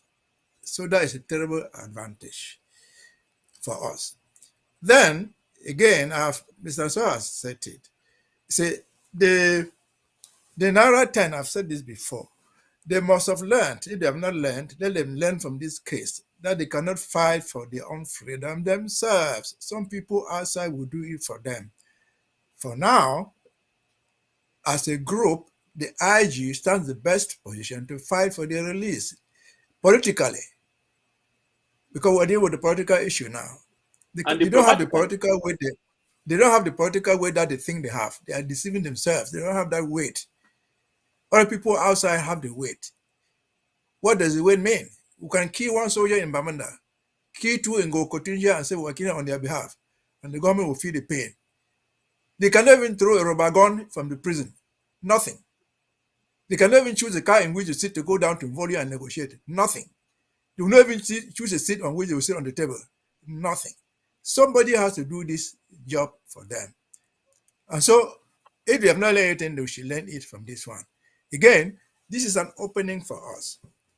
As the IG, I've always said this, I don't know how many people believe me. Every advantage that we've had in this struggle has been caused by the stupidity of the enemy. They refuse to go defend themselves, thought the thing will go away. Now it is out, and they are calling it not aware. They are saying follow up. They don't even want to see that. But God is fighting this battle for us. Let the Yaoundé people, those guys in Yaoundé, there are 10 of them. They are not the same. It's not enough to release the 10. I've said it here before. The others in here, they are Exactly. mentioning their names there because this case was brought in their names. But there are thousands of others who are suffering the same fate, who are not part of this case. But this is a precedent for saying that, well, it was easy, who is already dead. It is somebody else who was happy. I arrested her or keep her. It is the woman who was caught by Moja Moja and put in prison until she gave birth there. All that is illegal. So we can use this case. They are if they have any sense, learn that this field of detention is so large. The 10 in the case of Naira 10 are just a sample. They're just a sample of people who should release.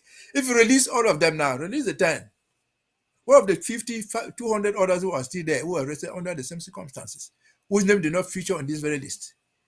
Will you continue to keep them? No. If it's a country of law, the best way to do it would have been just to declare amnesty and send everybody away. And say, well, we made a mistake to keep you. But they're not doing it. So that is what we'll have to learn. Well, I talk now as part of this IG, and I think that we are right to emphasize this one.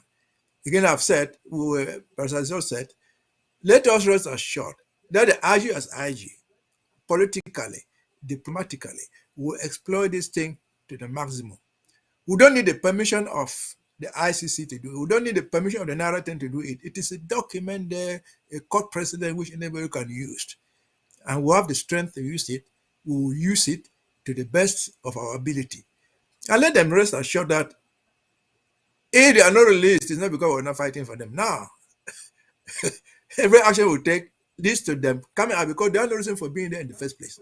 I've said this many times. They are no reason to arrest them in the first place. For whatever reason, they are no reason to arrest them in Nigeria.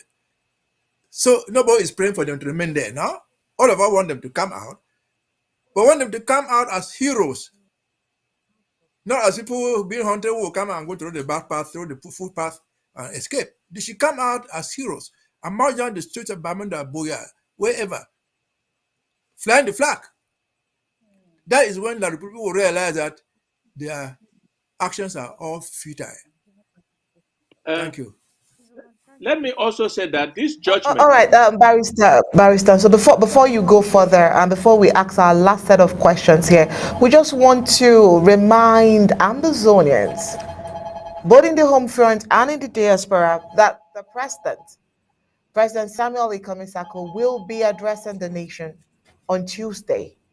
And so would want every one of them to make out time to present themselves and make themselves available for that particular address so that they can ask relevant questions and also follow up with that state address. So it's just a gentle reminder for everyone to keep it a date with the president on Tuesday. All right, Stan, you yes, have a question.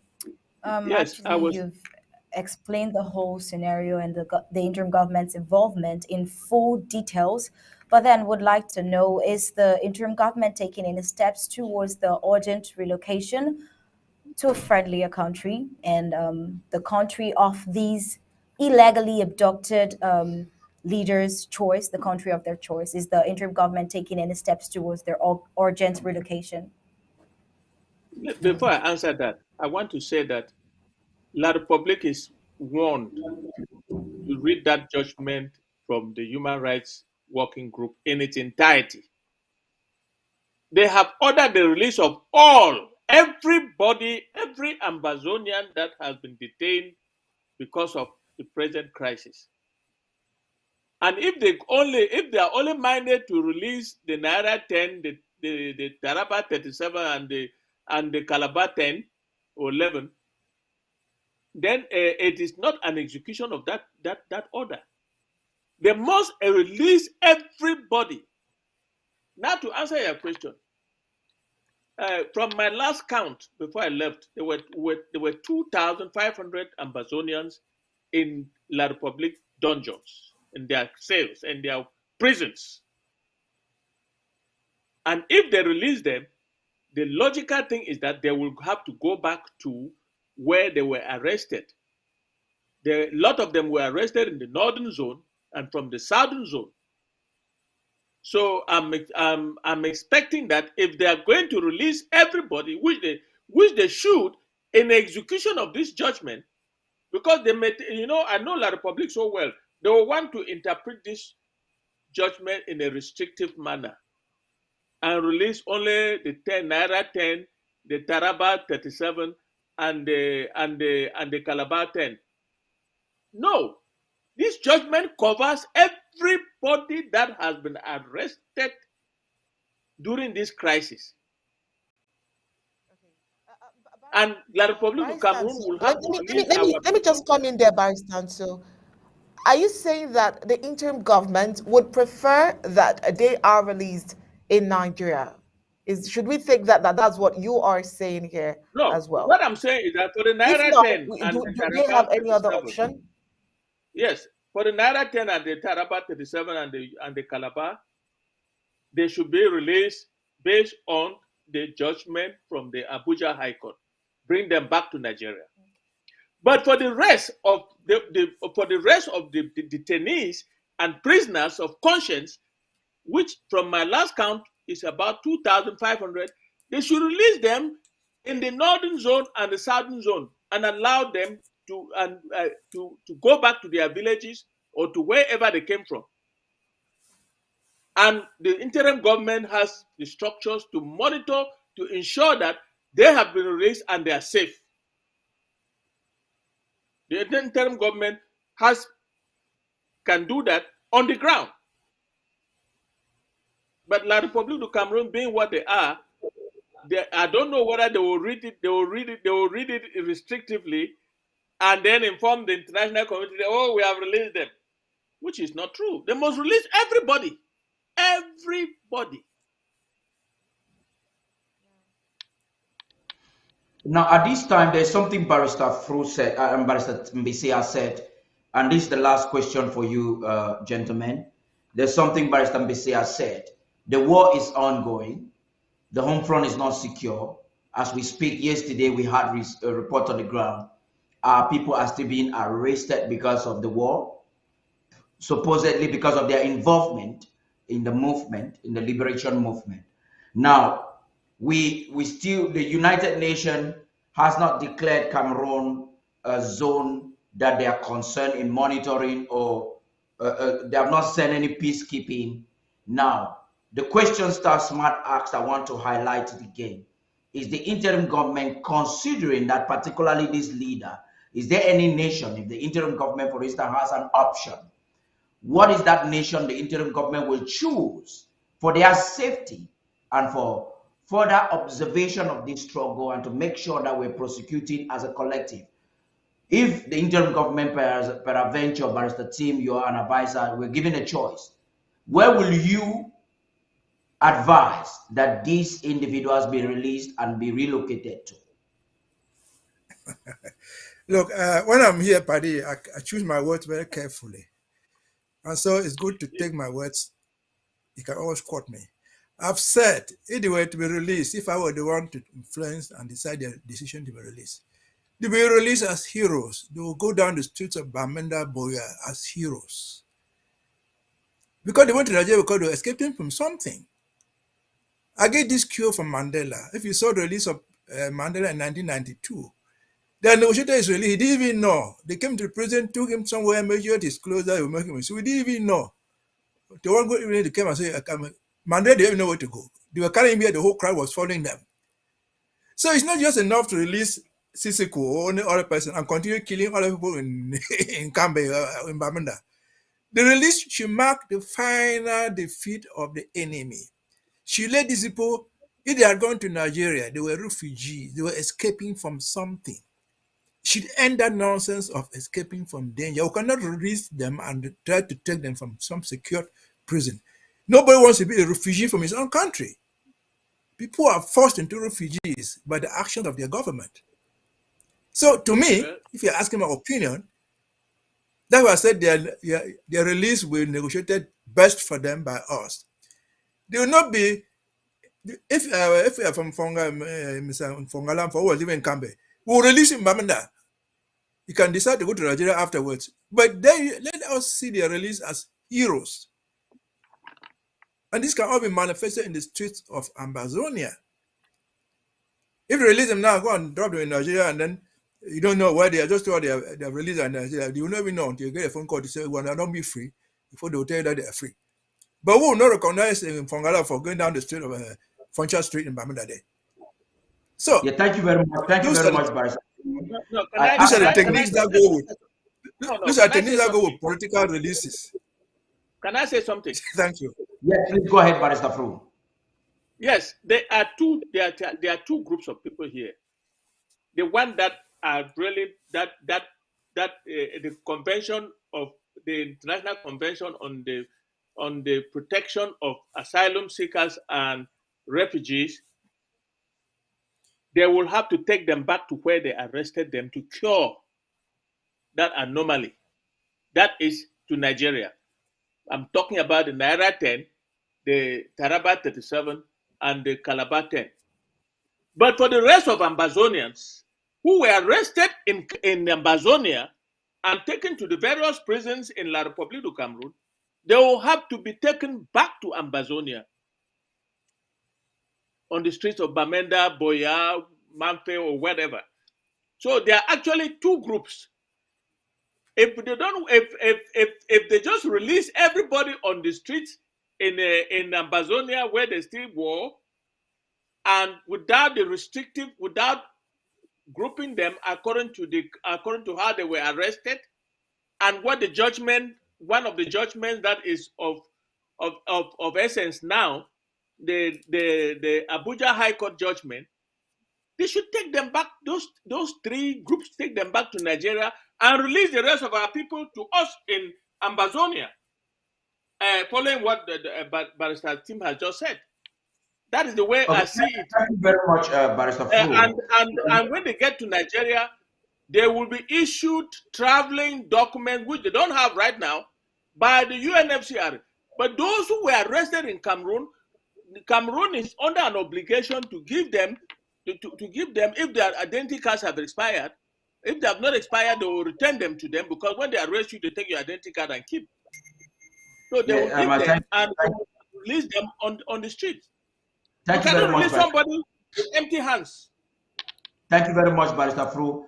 The purpose of that question, we've asked it 3 times, 3 different ways, because we wanted to get some of this. Paddy, listen, we will cross that bridge. The interim government will cross that bridge when we get there.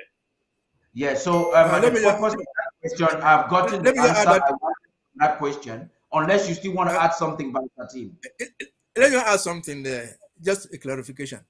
That decision of the human rights group in its follow-up says they should report back. Have these people been released?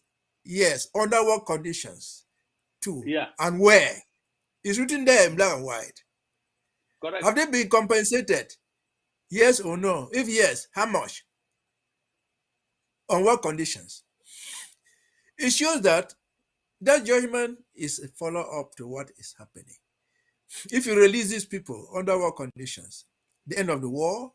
Just for them to run away? Or what? You have to put that report there.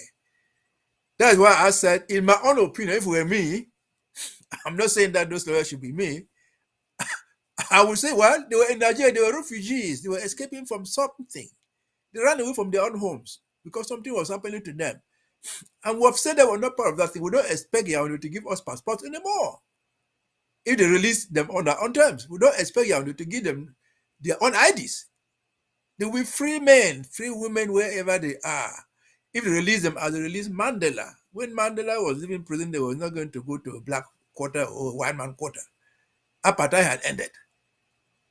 And so Mandela was not going to flee to Zambia to be fighting from the ANC anymore with the ANC. South Africa was one country.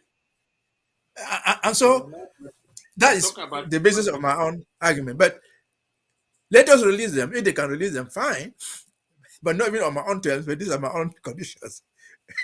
But whatever is the case, the judgment is there. They have to be released unconditionally.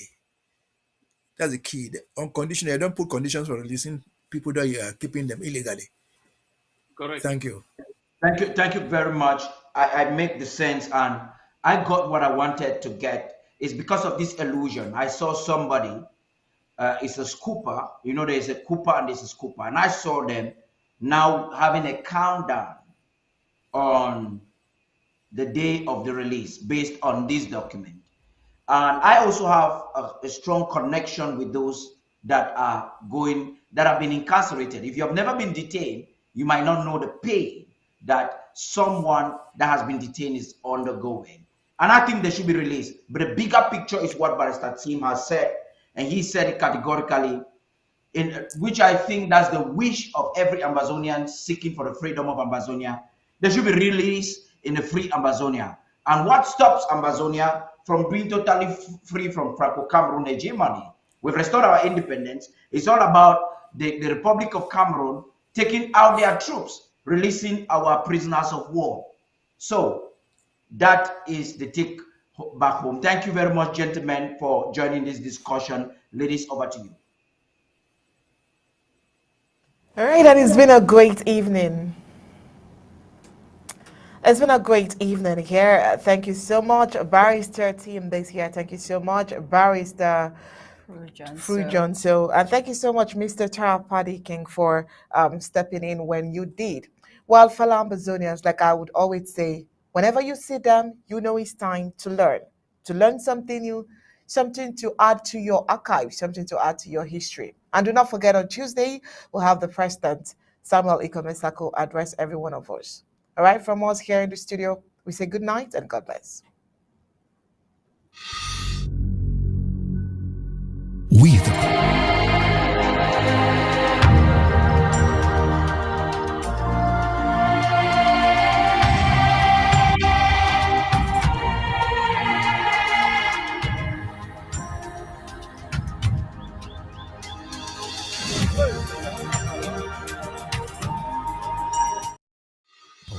ABC Amba TV, Ambazonia Broadcasting Corporation.